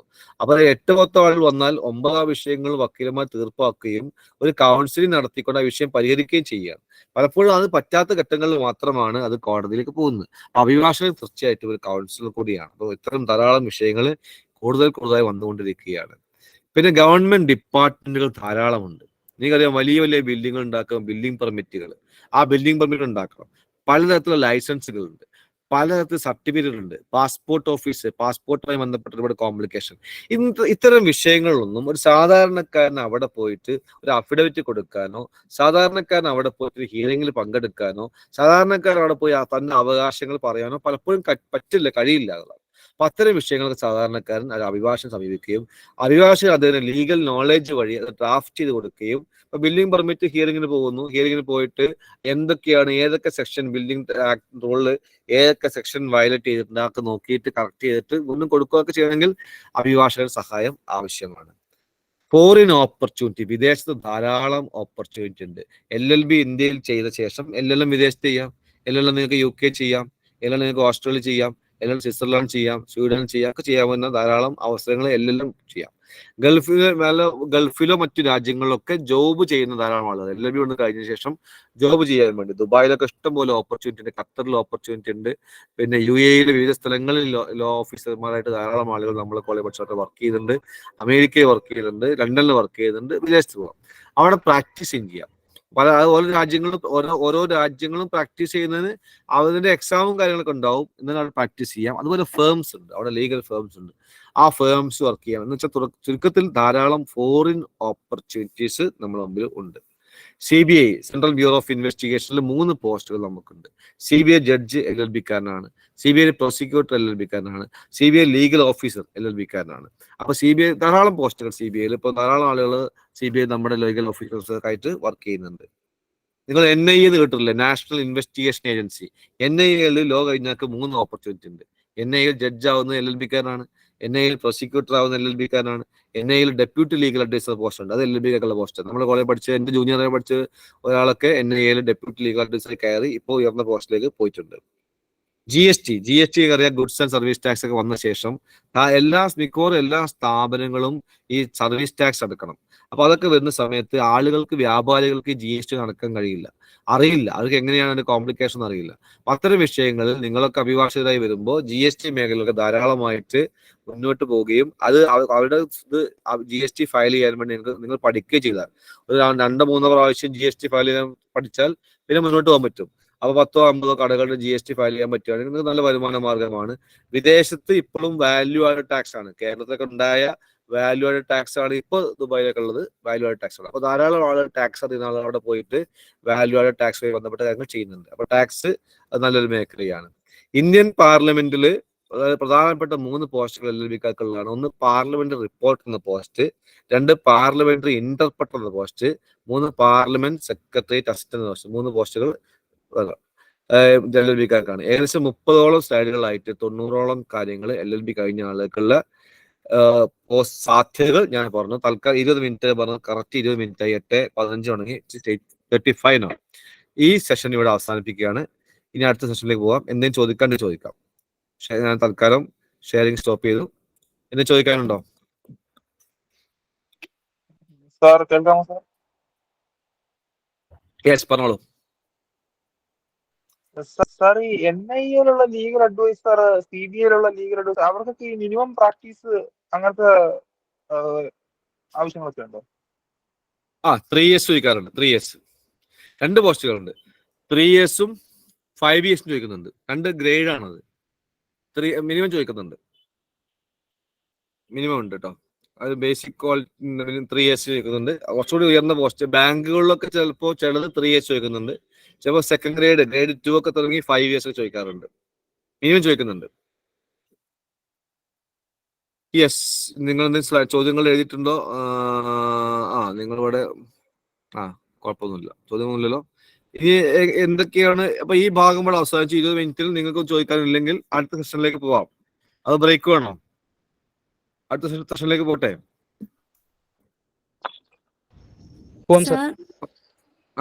യെസ് ഷംന ഷെറീൻ പറഞ്ഞോളൂ. നമുക്കിപ്പോ സുപ്രീം കോർട്ടിന്റെ ജഡ്ജ് ആവണമെങ്കിൽ മുമ്പ് എക്സ്പീരിയൻസ് ഒന്നും വേണ്ട, ഡയറക്റ്റ് ആയിട്ട് ജഡ്ജ് ആവാൻ പറ്റില്ലല്ലോ? 10 years 4 തരത്തിൽ ജഡ്ജ് ആവാം. താഴെ കോടതിയിൽ ജഡ്ജാണ് മുൻസീഫ് മജിസ്ട്രേറ്റ്. അതിന് എക്സ്പീരിയൻസ് വേണ്ട. നിങ്ങൾക്ക് എക്സാം എഴുതണം. പ്രിലിമിനറി എക്സാം ഉണ്ട്, മെയിൻ എക്സാം ഉണ്ട്, ഇന്റർവ്യൂ ഉണ്ട്. LLB കഴിഞ്ഞിട്ട് 3 സ്റ്റേജ് ആണ്: preliminary exam, main exam, interview. അത് കഴിഞ്ഞാൽ നിങ്ങൾക്ക് താഴെ കോർട്ടിലാണ്, ചെറിയ കോർട്ട് എന്ന് പറഞ്ഞാൽ മുൻസീഫ് കോർട്ട്, മജിസ്ട്രേറ്റ് കോർട്ട്, അവിടെയൊക്കെ ജഡ്ജ് ആവാൻ പറ്റും. പിന്നെ നിങ്ങൾക്ക് ആവാൻ പറ്റുന്നത് ഡിസ്ട്രിക്ട് ജഡ്ജാണ്. ഡിസ്ട്രിക്ട് ജഡ്ജ് ആവണമെങ്കിൽ 7 years എക്സ്പീരിയൻസ് വേണം, എക്സാമും ഉണ്ട്. പിന്നെ ആവാൻ പറ്റിയ ഹൈക്കോടതി ജഡ്ജാണ്. ഹൈക്കോടതി ജഡ്ജ് 2 തരത്തിലുണ്ട്. ഈ ഡിസ്ട്രിക്ട് ജഡ്ജിമാർ പ്രൊമോഷൻ കിട്ടി വരുന്ന ഹൈക്കോടതി ജഡ്ജിമാരുണ്ട്.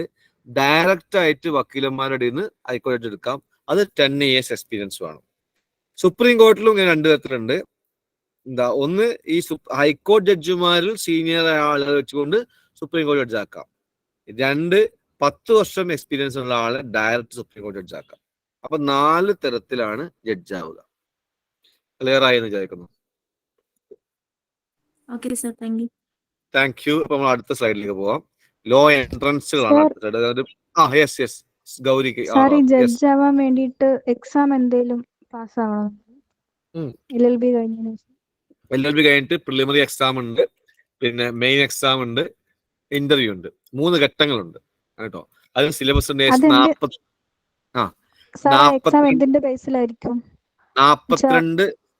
സിലബസ് ഉണ്ട്. 42 ആക്ട് പഠിക്കാനുണ്ട്.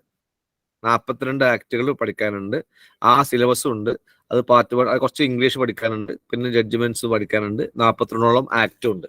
ആ സിലബസ് വെച്ചുകൊണ്ട് അത് നിങ്ങൾ ജസ്റ്റ് ഗൂഗിളിൽ സെർച്ച് ചെയ്താൽ മുൻസീഫ് മജിസ്ട്രേറ്റ് സിലബസ് അടിച്ചു കഴിഞ്ഞാൽ ആ സിലബസ് കിട്ടും. ആ സിലബസ് വെച്ചുകൊണ്ട് ഏകദേശം 6 മാസത്തോളം പ്രിപ്പയർ ചെയ്യണം. മിനിമം 6 മാസത്തോളം പ്രിപ്പയർ ചെയ്യുമ്പോൾ എക്സാം. അതിന് കോച്ചിങ് സെന്ററുകൾ ഉണ്ട്. ട്രിവാൻഡ്രത്തിൽ ധാരാളം കോച്ചിങ് സെന്ററുകൾ ഉണ്ട്, ബുക്സ് ഉണ്ട്, മെറ്റീരിയൽസ് ഉണ്ട്. എല്ലാം പഠിച്ചിട്ട് നിങ്ങൾക്ക് ആ എക്സാം, പ്രിലിമിനറി എക്സാം എഴുതാം. പ്രിലിംസ് എക്സാം പാസ്സായി കഴിഞ്ഞാൽ മെയിൻ എക്സാം ഉണ്ട്. മെയിൻ എക്സാമിനേഷനും സിലബസ് ഉണ്ട്. പിന്നെ ഇന്റർവ്യൂ ചെയ്യുന്നത് ഹൈക്കോടതി ജഡ്ജിമാരായിരിക്കും. ആ ഇന്റർവ്യൂ നിന്ന് എടുക്കുന്നു. Okay, okay sir, thank you. Thank U. Clear ആയെങ്കിൽ ഇനി കുറച്ച് കൊണ്ട് ചോദിക്കട്ടെ, കുഴപ്പമില്ല. ഞാൻ അടുത്ത സ്ലൈഡിലേക്ക് അടുത്ത സ്ലൈഡ് നമുക്ക് 8:40 ഒരു 15 മിനിറ്റ് കൊണ്ട് തീർക്കാം. 8:55 ആകുമ്പോൾ തീർക്കാം കേട്ടോ. ഞാൻ സ്പീഡ് കൂടുന്നുണ്ടോ? കുഴപ്പമില്ല അല്ലേ? ഒരു സെക്കൻഡ്, അടുത്ത സ്ലൈഡ് നോക്കട്ടെ.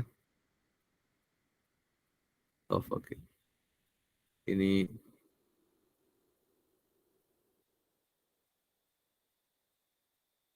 അടുത്ത സ്ലൈഡ് പ്രസന്റ് ചെയ്യാണ്. അടുത്ത സ്ലൈഡ് ലോ എൻട്രൻസ് എക്സാമുകളെ കുറിച്ചാണ് കേട്ടോ. ലോ എൻട്രൻസ് എക്സാമിനെ കുറിച്ചാണ് പറയുന്നത്. ഓക്കെ, ഇന്ത്യയിലുള്ള ലോ എൻട്രൻസ് എക്സാമുകളെ കുറിച്ചാണ് അടുത്ത സ്ലൈഡ് പറയുന്നത്. 8:40 now. I have to finish by 8:55. Okay, അപ്പൊ ഇന്ത്യയിലെ ഏറ്റവും ഫേമസ് ആയ ലോ എൻട്രൻസ് എക്സാം ആണ് ക്ലാറ്റ് എന്ന് പറയും. Common law admission test, CLAT. ഈ ക്ലാറ്റില് 5 year LLB മാത്രമേ ഉള്ളൂ. There is no 3 year course in CLAT. ഇതൊക്കെയാണ് ക്ലാറ്റിലെ യൂണിവേഴ്സിറ്റികളുടെ പേര്. 1 National Law School Bangalore, 2 NALSAR Hyderabad, National Law School Bhopal, West Bengal National University Kolkata, National law University Jodhpur, Raipur, Gandhinagar, Lucknow, Punjab, Patna, കൊച്ചിയിൽ നുവാൽസ്, കേരളത്തിൽ ഒന്നുള്ളൂ, ഒഡീഷയിൽ, റാഞ്ചിയിൽ, Assam, Visakhapatnam, Tiruchirappalli Tamil Nadu National University, Mumbai National University, Nagpur Maharashtra national law university, Aurangabad, പിന്നെ Shimla Himachal Pradesh national law university, Jabalpur and Haryana. ഇത്രയുമാണ് ഈ 22 യൂണിവേഴ്സിറ്റികളാണ് ക്ലാറ്റ്. ഈ 22 യൂണിവേഴ്സിറ്റികൾക്ക് കോമൺ ആയിട്ട് ഒറ്റ എക്സാമാണ്. മനസ്സിലായോ? ക്ലാറ്റ് എക്സാം. അത് പിന്നെ ഓരോ പ്രാവശ്യവും ജൂൺ മാസത്തിലാണ്. ഇപ്പൊ കഴിഞ്ഞ വർഷത്തെ നമുക്ക് എടുത്തിട്ടുള്ളത് 2023 ജൂൺ മാസമാണ് മിക്കവാറും വിളിക്കുക കേട്ടോ. ഇത് ഞാൻ കഴിഞ്ഞ വർഷത്തെ കണക്കാണ് എടുത്തിട്ടുള്ളത്. ഈ വർഷം അത് മാറും. ആപ്ലിക്കേഷൻ വിളിക്കാൻ വന്നിട്ടുള്ളൂ. കഴിഞ്ഞ 2023 ജൂൺ മാസത്തിലാണ് ക്ലാറ്റ് എക്സാം ഉണ്ടാവുക. ഇനി നമുക്കൊരു 2 മാസം കൂടി ഉണ്ട്. April, May, June. ജൂൺ മാസം. ഓക്കെ, ക്ലാറ്റ് എക്സാമിന്റെ മോഡ് ഓഫ്ലൈൻ എക്സാം ആണ്, ഓൺലൈൻ അല്ല. 150 ക്വസ്റ്റ്യൻസ് ആണ് ക്ലാറ്റിൽ ഉണ്ടാവുക.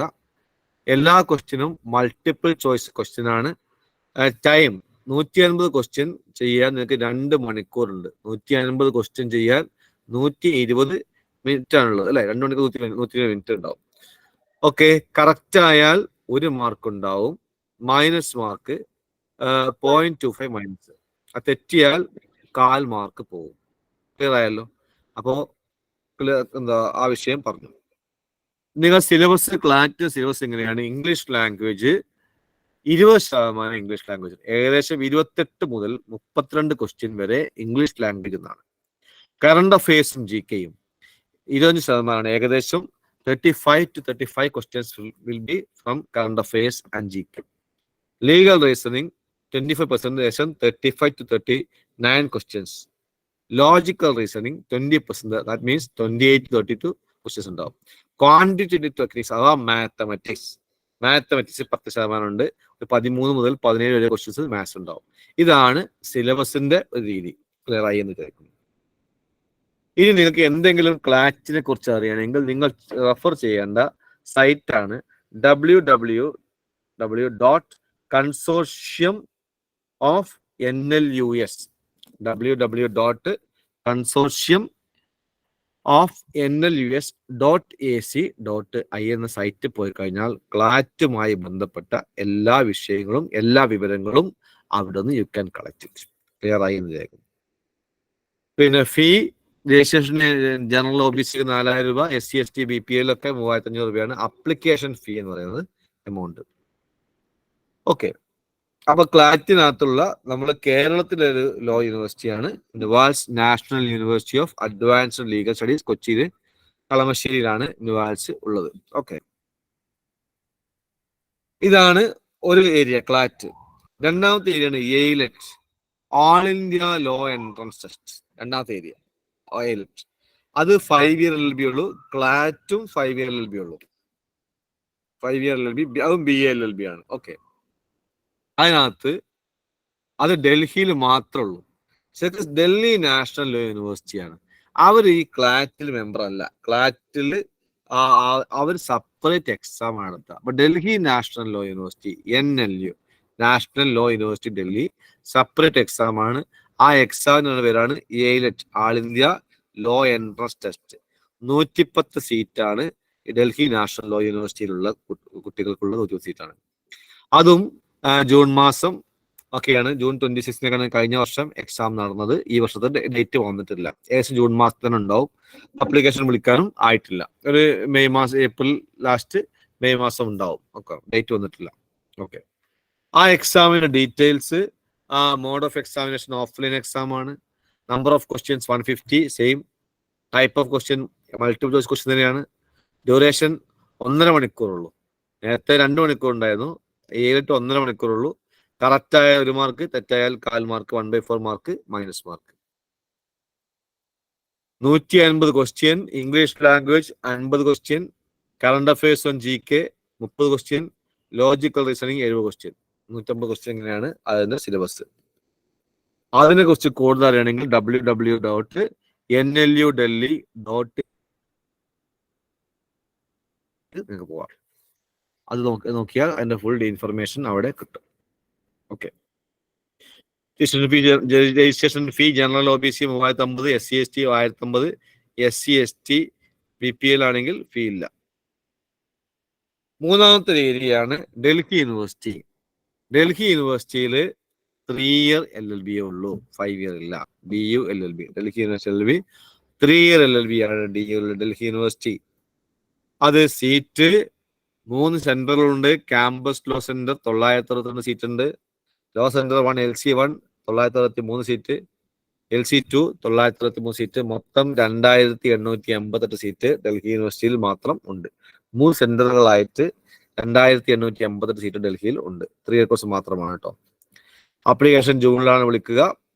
ഇതിന്റെ ഡിവറ്റ് Delhi university entrance test exam June മാസം അല്ലെങ്കിൽ ജൂലൈ മാസം ഉണ്ടാവും. ഡേറ്റ് വന്നിട്ടില്ല, അപ്പൊ പറയാൻ പറ്റില്ല. മോഡ് ഓഫ് എക്സാമിനേഷൻ ഓൺലൈൻ ആണ്. DU എക്സാം ഓൺലൈൻ ആണ്. നമ്പർ ഓഫ് ക്വസ്റ്റ്യൻസ് 100 ക്വസ്റ്റ്യൻ ആണ്. Type of question multiple choice question ആണ്. ഡ്യൂറേഷൻ ഓഫ് എക്സാമിനേഷൻ 2 മണിക്കൂറാണ്. 100 ക്വസ്റ്റ്യൻ 2 മണിക്കൂർ. കറക്റ്റ് ആയാൽ 4 മാർക്ക്, തെറ്റായാൽ 1 മാർക്ക് മൈനസ്. ഇതാണ് marking scheme. Syllabus English language, analytical abilities, legal awareness, general knowledge, 4 ഏരിയയാണ് syllabus ഉള്ളത്. അതിന്റെ ഡീറ്റെയിൽസ് അറിയണമെങ്കിൽ www.lawfaculty.du.ac.in ഇതാണ്. 3 പറഞ്ഞു. അപ്പൊ ക്ലാറ്റ് പറഞ്ഞു, AILET പറഞ്ഞു, DU പറഞ്ഞു. University fees general 750, SC ST 300 രൂപ. ഓക്കെ, 4ാമത്തെ ഏരിയയാണ് Aligarh Muslim university LLB. Aligarh Muslim university അവിടെ 5 year LLB ഉള്ളൂ. അലിഗർ മുസ്ലിം യൂണിവേഴ്സിറ്റിയിൽ 5 year LLB മാത്രമാണ് അവിടെ ഉള്ളത്. ഡൽഹി യൂണിവേഴ്സിറ്റി 3 year മാത്രമേ ഉള്ളൂ. അലിഗർ മുസ്ലിം യൂണിവേഴ്സിറ്റിയിൽ മൊത്തം 3 സെന്റർ ഉണ്ട്. ഒന്ന് ഉത്തർപ്രദേശിലെ അലിഗറിൽ 120 സീറ്റ് ഉണ്ട്. മലപ്പുറം ജില്ലയിലെ പെരിന്തൽമണ്ണയിൽ 60 സീറ്റ് ഉണ്ട്. പശ്ചിമ ബംഗാളിലെ മുർഷിദാബാദിൽ 60 സീറ്റ് ഉണ്ട്. മൊത്തം 240 സീറ്റാണ് അലിഗർ മുസ്ലിം യൂണിവേഴ്സിറ്റി LLBക്കുള്ള സീറ്റുകൾ എന്ന് പറയുന്നത്. ഓക്കെ, ആപ്ലിക്കേഷൻ ഏപ്രിൽ മെയിൽ വിളിക്കും. Examination date July 34. കഴിഞ്ഞ വർഷം ഈ വർഷവും ഏകദേശം ആ ഡേറ്റ് തന്നെ വരും. ചെറിയ മാറ്റം ഉണ്ടാവുള്ളൂ. Okay, Aligarh Muslim university exam offline ആണ്. Number of questions 100 question. Duration of examination 2 മണിക്കൂർ. ഇംഗ്ലീഷ് ലാംഗ്വേജിന് 40 മാർക്ക്. കറണ്ട് അഫയേഴ്സും ജനറൽ നോളജും ലീഗൽ ഇഷ്യൂ ഉൾപ്പെടെ 40 question. Reasoning and attitude 20 question. മൊത്തം 100 ക്വസ്റ്റ്യൻ ആണുള്ളത് അലിഗർ മുസ്ലിം യൂണിവേഴ്സിറ്റി. അതിന് ഡീറ്റെയിൽസ് അറിയണമെങ്കിൽ www.amucontrollerexams.com എന്ന സൈറ്റിൽ പോയി കഴിഞ്ഞാൽ അതിന്റെ ഡീറ്റെയിൽസ് നിങ്ങൾക്ക് അറിയാൻ പറ്റും. രജിസ്ട്രേഷൻ ഫീ 800, ലേറ്റ് ഫീ 1100. 5ാമത്തെ ഏരിയയാണ് ജാമിയ മില്ലിയ ഇസ്ലാമിയ യൂണിവേഴ്സിറ്റി. അവിടെ ഡൽഹിയിലാണ്. 5 year കോഴ്സ് മാത്രമേ അവിടെ ഉള്ളൂ. അതിന്റെ നമ്പർ ഓഫ് സീറ്റ്സ് 60 സീറ്റാണ് നമ്പർ ഓഫ് സീറ്റ്സ് ഉള്ളത്. ആപ്ലിക്കേഷൻ മെയിൽ വിളിക്കും. Examination June 25. കഴിഞ്ഞ വർഷം.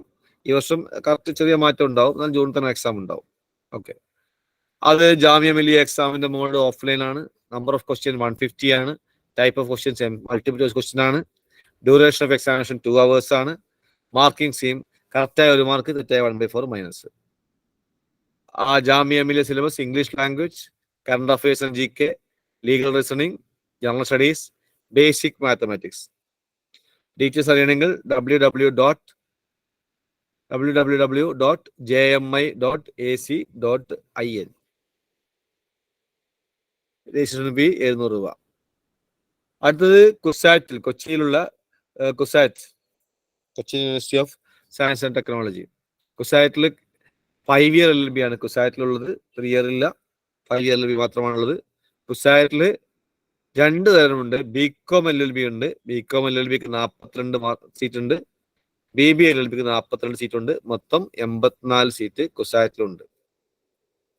ആപ്ലിക്കേഷൻ വിളിക്കുക. അത് മെയ് മാസമൊക്കെ ആയിരിക്കും. എക്സാം ജൂൺ 2024 ആയിരുന്നു വെച്ചിരുന്നത്. നോക്കാം. അതാണ് കുസാറ്റ് കാര്യം.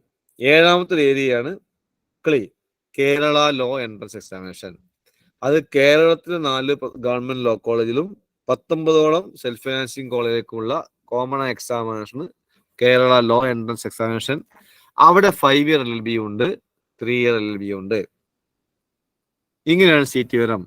കോഴിക്കോട് 5 year LLBക്ക് 120 സീറ്റ് ഉണ്ട്, 3 year LLBക്ക് 120 സീറ്റ് ഉണ്ട്.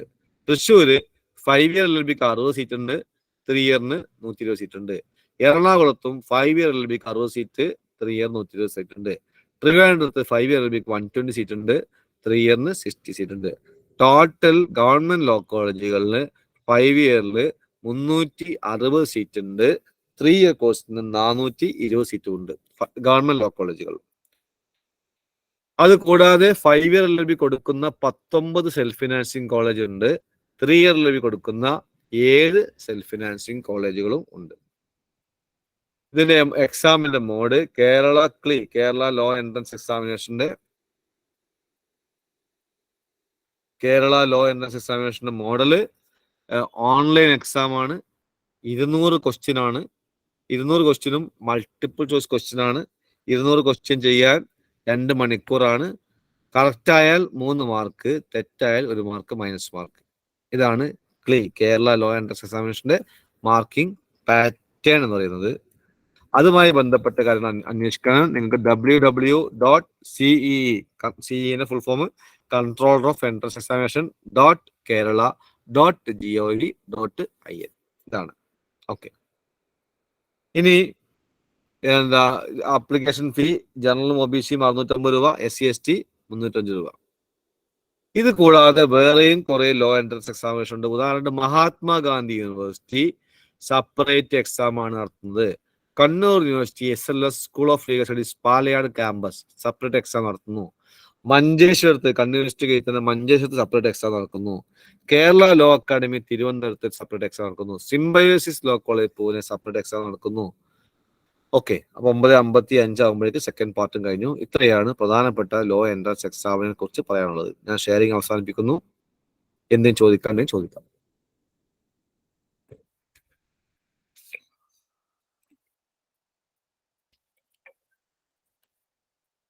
ചോദ്യങ്ങളൊന്നുമില്ലേ?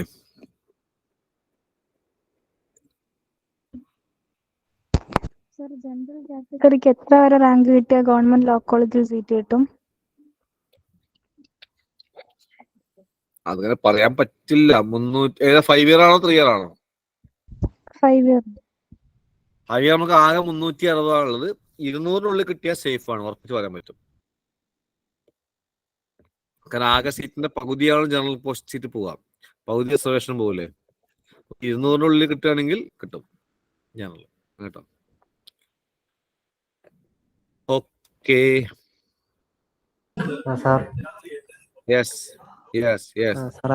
നമ്മുടെ ക്ലാറ്റ് എഴുതി ഇപ്പം റാങ്ക് ലിസ്റ്റിൽ വന്നാൽ പോലെ നമ്മളത് പിന്നെ പഠിക്കണമെങ്കിൽ നല്ല എക്സ്പെൻസീവ് ആണെന്ന് പറഞ്ഞു കേട്ടിട്ടുണ്ട്. അതങ്ങനെ നല്ല എക്സ്പെൻസീവ് ആണ്. ഏകദേശം 2.25 ലക്ഷം രൂപ ക്ലാറ്റിന് എക്സ്പെൻസ് ചെയ്യുന്നുണ്ട് 1 year.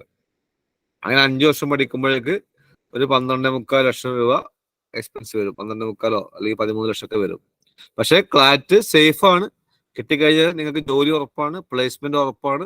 ആ അത്രയും പൈസ ബാങ്ക് ലോൺ എടുത്താൽ പോലും നഷ്ടം വരില്ല. കാരണം അമ്മാതിരി എക്സ്പീരിയൻസ് ആണത്. ഒരു പാൻ ഇന്ത്യൻ കൾച്ചറാണ്. ഇന്ത്യയിലെ എല്ലാ ഭാഗത്തും ആളുകൾക്ക് പരിചയം വരുന്നു, കോർപ്പറേറ്റുമായിട്ട് കണക്ഷൻ വരുന്നു, കഴിയുമ്പോഴേക്ക് പ്ലേസ്മെന്റ് നടത്തി പോവുകയും ചെയ്യും. അപ്പോൾ പൈസയുണ്ട്, പക്ഷെ ഗുണമുണ്ട്. ഓക്കെ, കഴിഞ്ഞോ? ചോദ്യങ്ങൾ കഴിഞ്ഞോ? ആരും പോയില്ല, 60 ആൾക്കാർ ഇപ്പോഴുണ്ടല്ലോ. ഇനി ചോദ്യം കഴിഞ്ഞെങ്കിൽ ഒരു 15 മിനിറ്റിന് ചെറിയ സെഷൻ ഞാൻ പറഞ്ഞാൽ അവസാനിപ്പിക്കാം. 8:55 ആവുന്നു. ഒരു 9:10 ആവുമ്പോഴേക്ക് അവസാനിപ്പിക്കാം. 3-ാം സെഷൻ എങ്ങനെ പ്രിപ്പയർ ചെയ്യണം പറയട്ടെ. നിങ്ങൾ ക്ഷീണിച്ചോ? ടയർഡായോ? മുന്നോട്ട് പോവാം. റെഡി അല്ലേ? Okay sir. Okay. How should we prepare? എങ്ങനെ പ്രിപ്പയർ ചെയ്യണം എന്നുള്ളതാണ് 3-ാമത്തെ ഏരിയ പറയുന്നത് കേട്ടോ. ഓക്കെ, അത് പറഞ്ഞ് അവസാനിപ്പിക്കാം. അതിനുശേഷം നിങ്ങൾക്ക് എന്ത് വേണമെങ്കിലും ചോദിക്കാം. കുറച്ച് സമയം നമുക്ക് ഇരിക്കാം, കുഴപ്പമില്ല. ഓക്കെ, 3-ാമത്തെ ഏരിയ സെക്കൻഡ് ഞാൻ സ്ലൈഡ് നോക്കട്ടെ.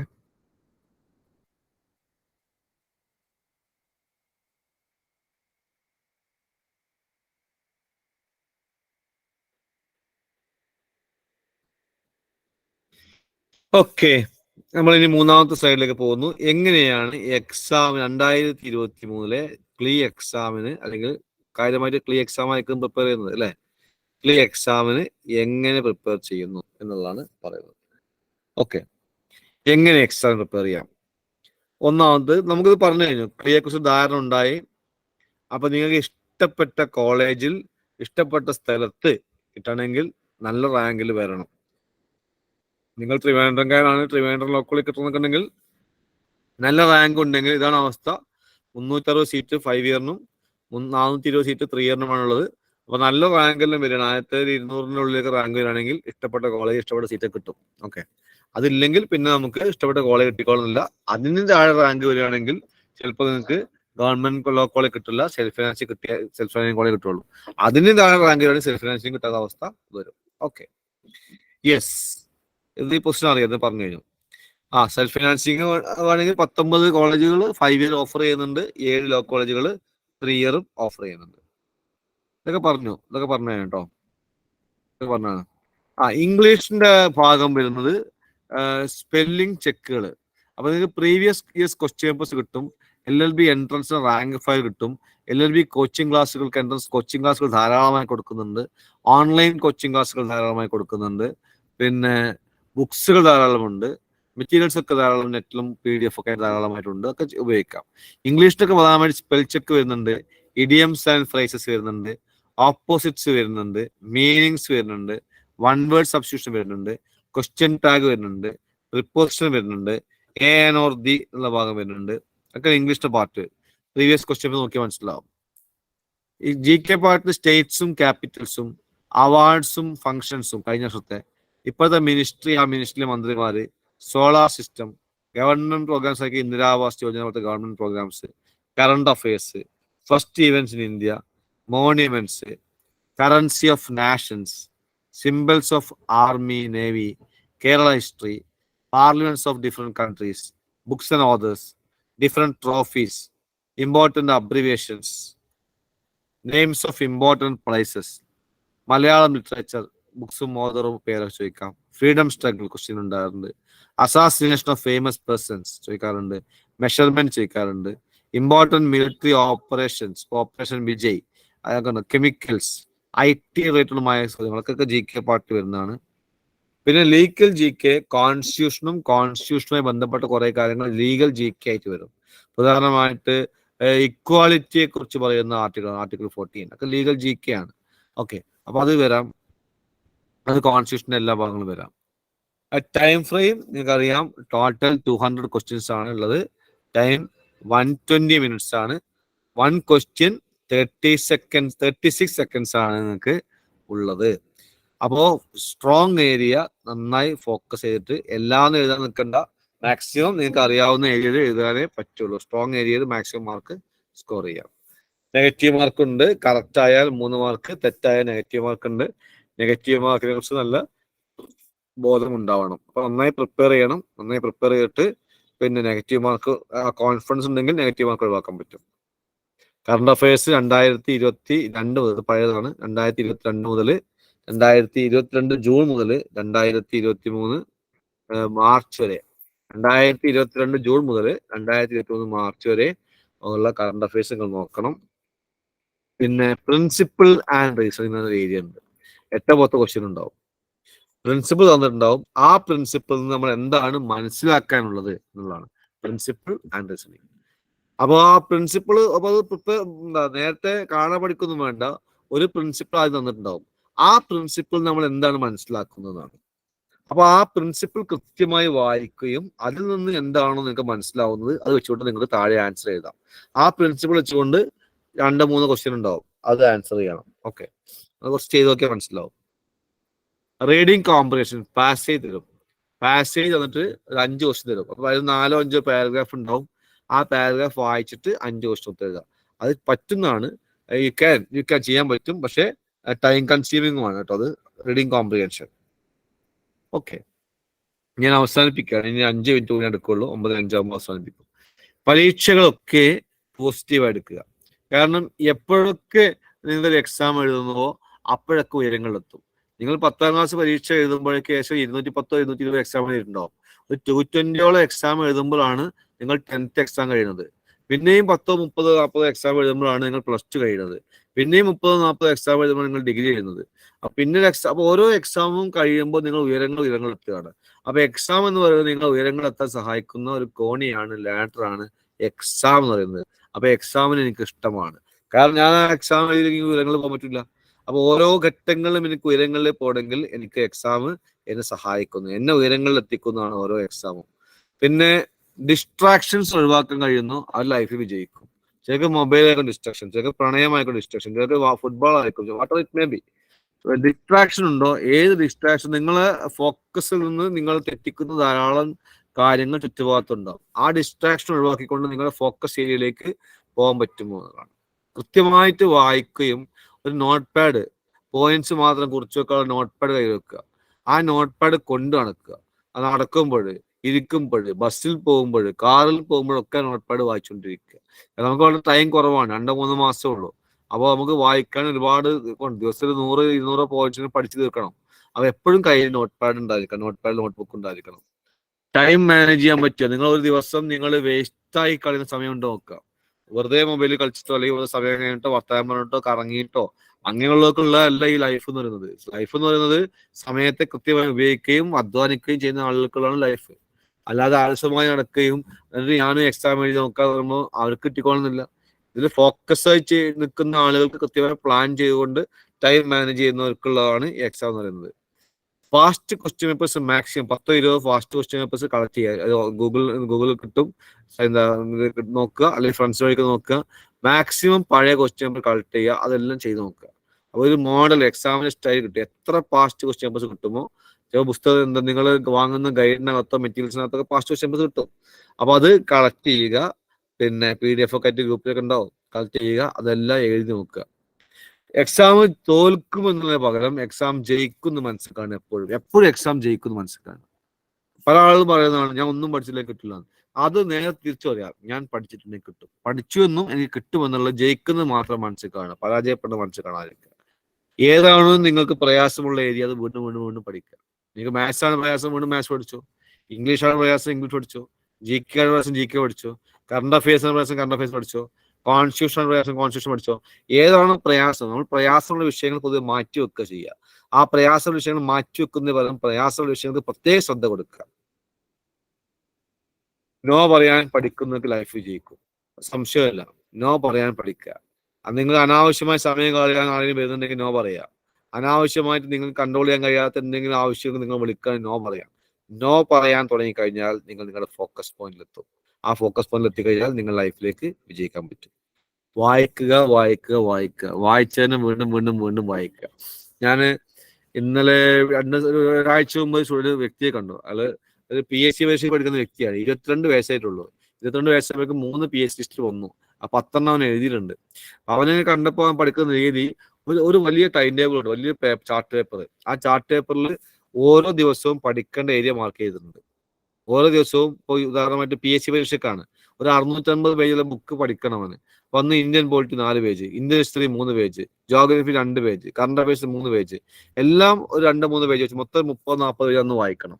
അങ്ങനെ ഒരു 650 പേജ് ഒരു 10-20 ദിവസം 30 ദിവസം കൊണ്ട് തീർക്കുന്ന രൂപത്തിൽ പ്ലാനിങ് ആണ് ഉണ്ടാക്കിയിട്ടുള്ളത്.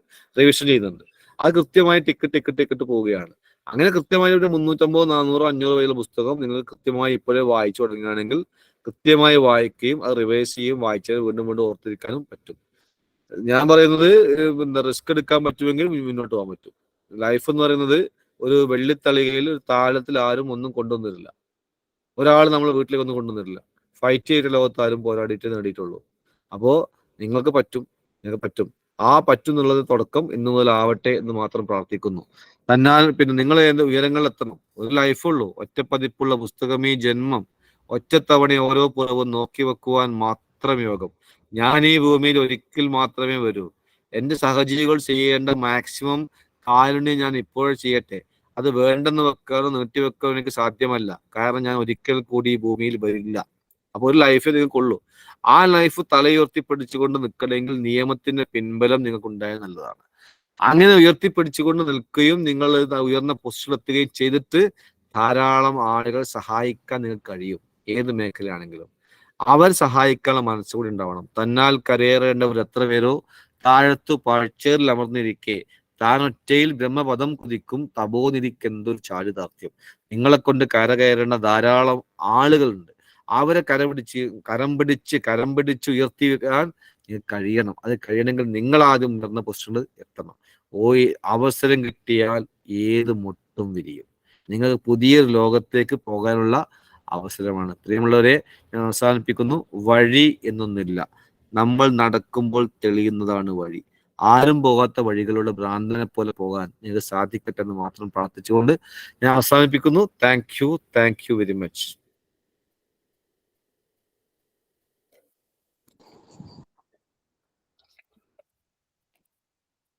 Thank you sir. Thank you sir. Thank you. Thank you sir. ചോദ്യങ്ങൾ ഉണ്ടെങ്കിൽ ചോദിക്കാം, അല്ലെങ്കിൽ അവസാനിപ്പിക്കാം. Thank you Ajmiya, thank you Tincy, thank you Devika.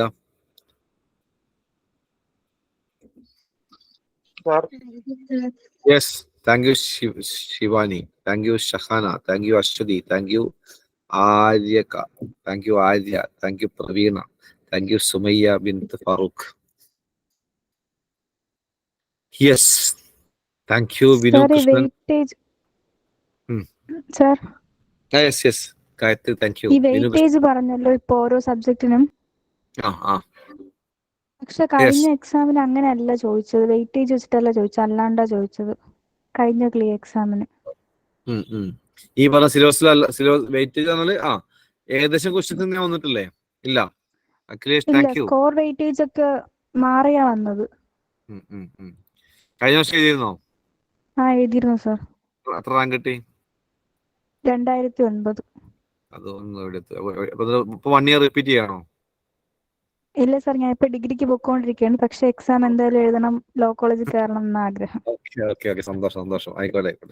Okay. Tough ആയിക്കൊണ്ടിരിക്കുകയാണ് എക്സാം. കാരണം ആളുകൾ കൂടുതൽ വന്നുകൊണ്ടിരിക്കുകയാണ്. പണ്ടൊക്കെ പ്രിപ്പയർ ചെയ്യാതെ വെറുതെ വന്നു കഴിഞ്ഞാൽ എക്സാം എഴുതാൻ പറ്റുമായിരുന്നു.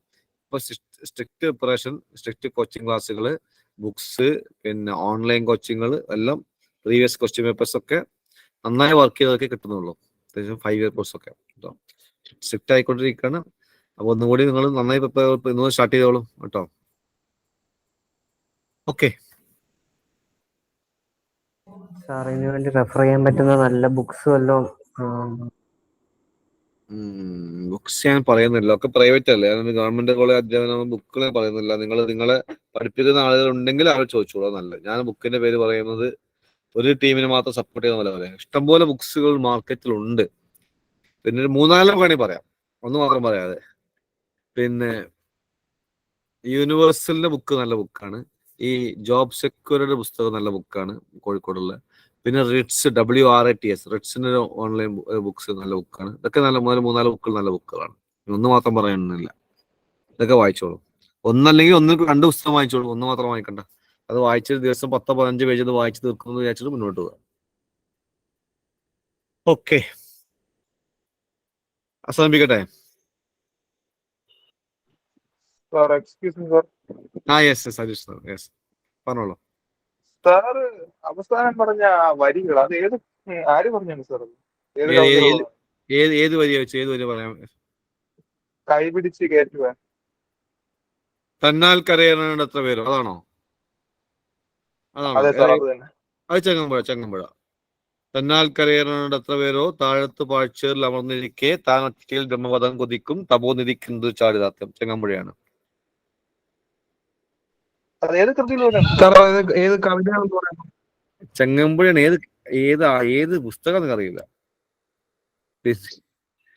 അതിന്റെ അറിയില്ല. പിന്നെ കടമ്മേട്ടൊരു കവിത ഉണ്ട് അതുപോലെ തന്നെ. നിങ്ങൾ മുന്നോട്ട് പോകണം, ഒറ്റക്ക് മുന്നോട്ട് പോകണമെന്നുള്ള അർത്ഥം വരുന്നത്. എന്നും എന്റെ ചിറകിന്റെ കീഴിൽ നിന്ന് നിന്റെ വയറ് നിറക്കാം എന്ന് തോന്നുന്ന തോന്നല് വേണ്ട, നിന്റെ ജീവിതം നിൻ കാര്യം മാത്രം, നേരമായി നിനക്കു ജീവിക്കാൻ നേരം ഇന്ന് തിരക്ക് കൂട്ടുന്നു. 18 വയസ്സ് കഴിഞ്ഞ പ്ലസ് ടു കാർഡൊക്കെ പറയണമെന്നാണ്.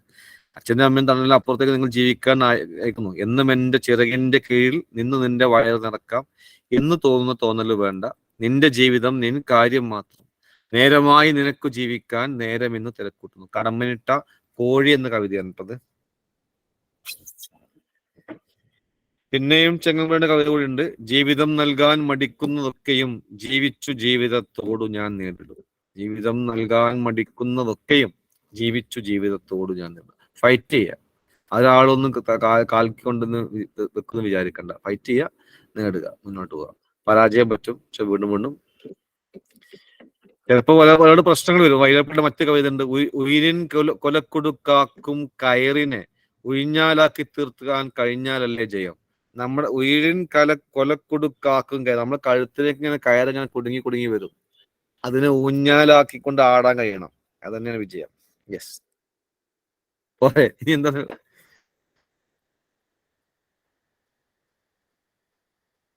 യെസ്, അവസാനിപ്പിക്കട്ടെ. ഇനി എന്താ വേണ്ടത് പറയൂ.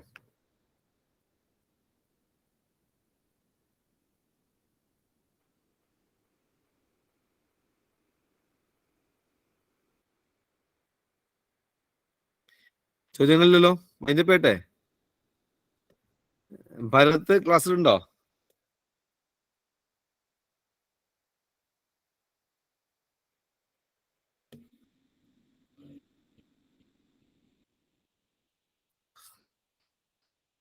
കേൾക്കാൻ എന്തെങ്കിലും എന്താ പറഞ്ഞ കേട്ടില്ല. സക്കീർ മെമ്മോറിയൽ സ്റ്റഡി സർക്കിൾ കേൾക്കാൻ എന്തെങ്കിലും?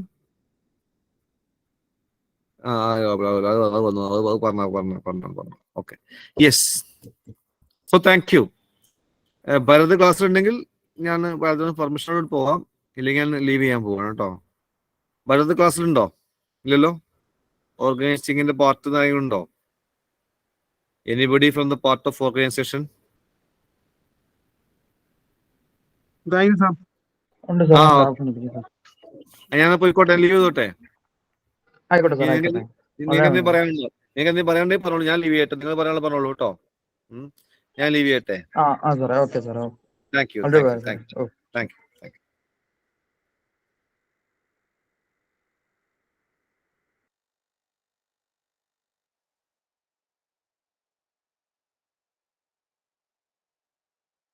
നമുക്കിപ്പോ നാളെ മുതൽ ക്ലാസ്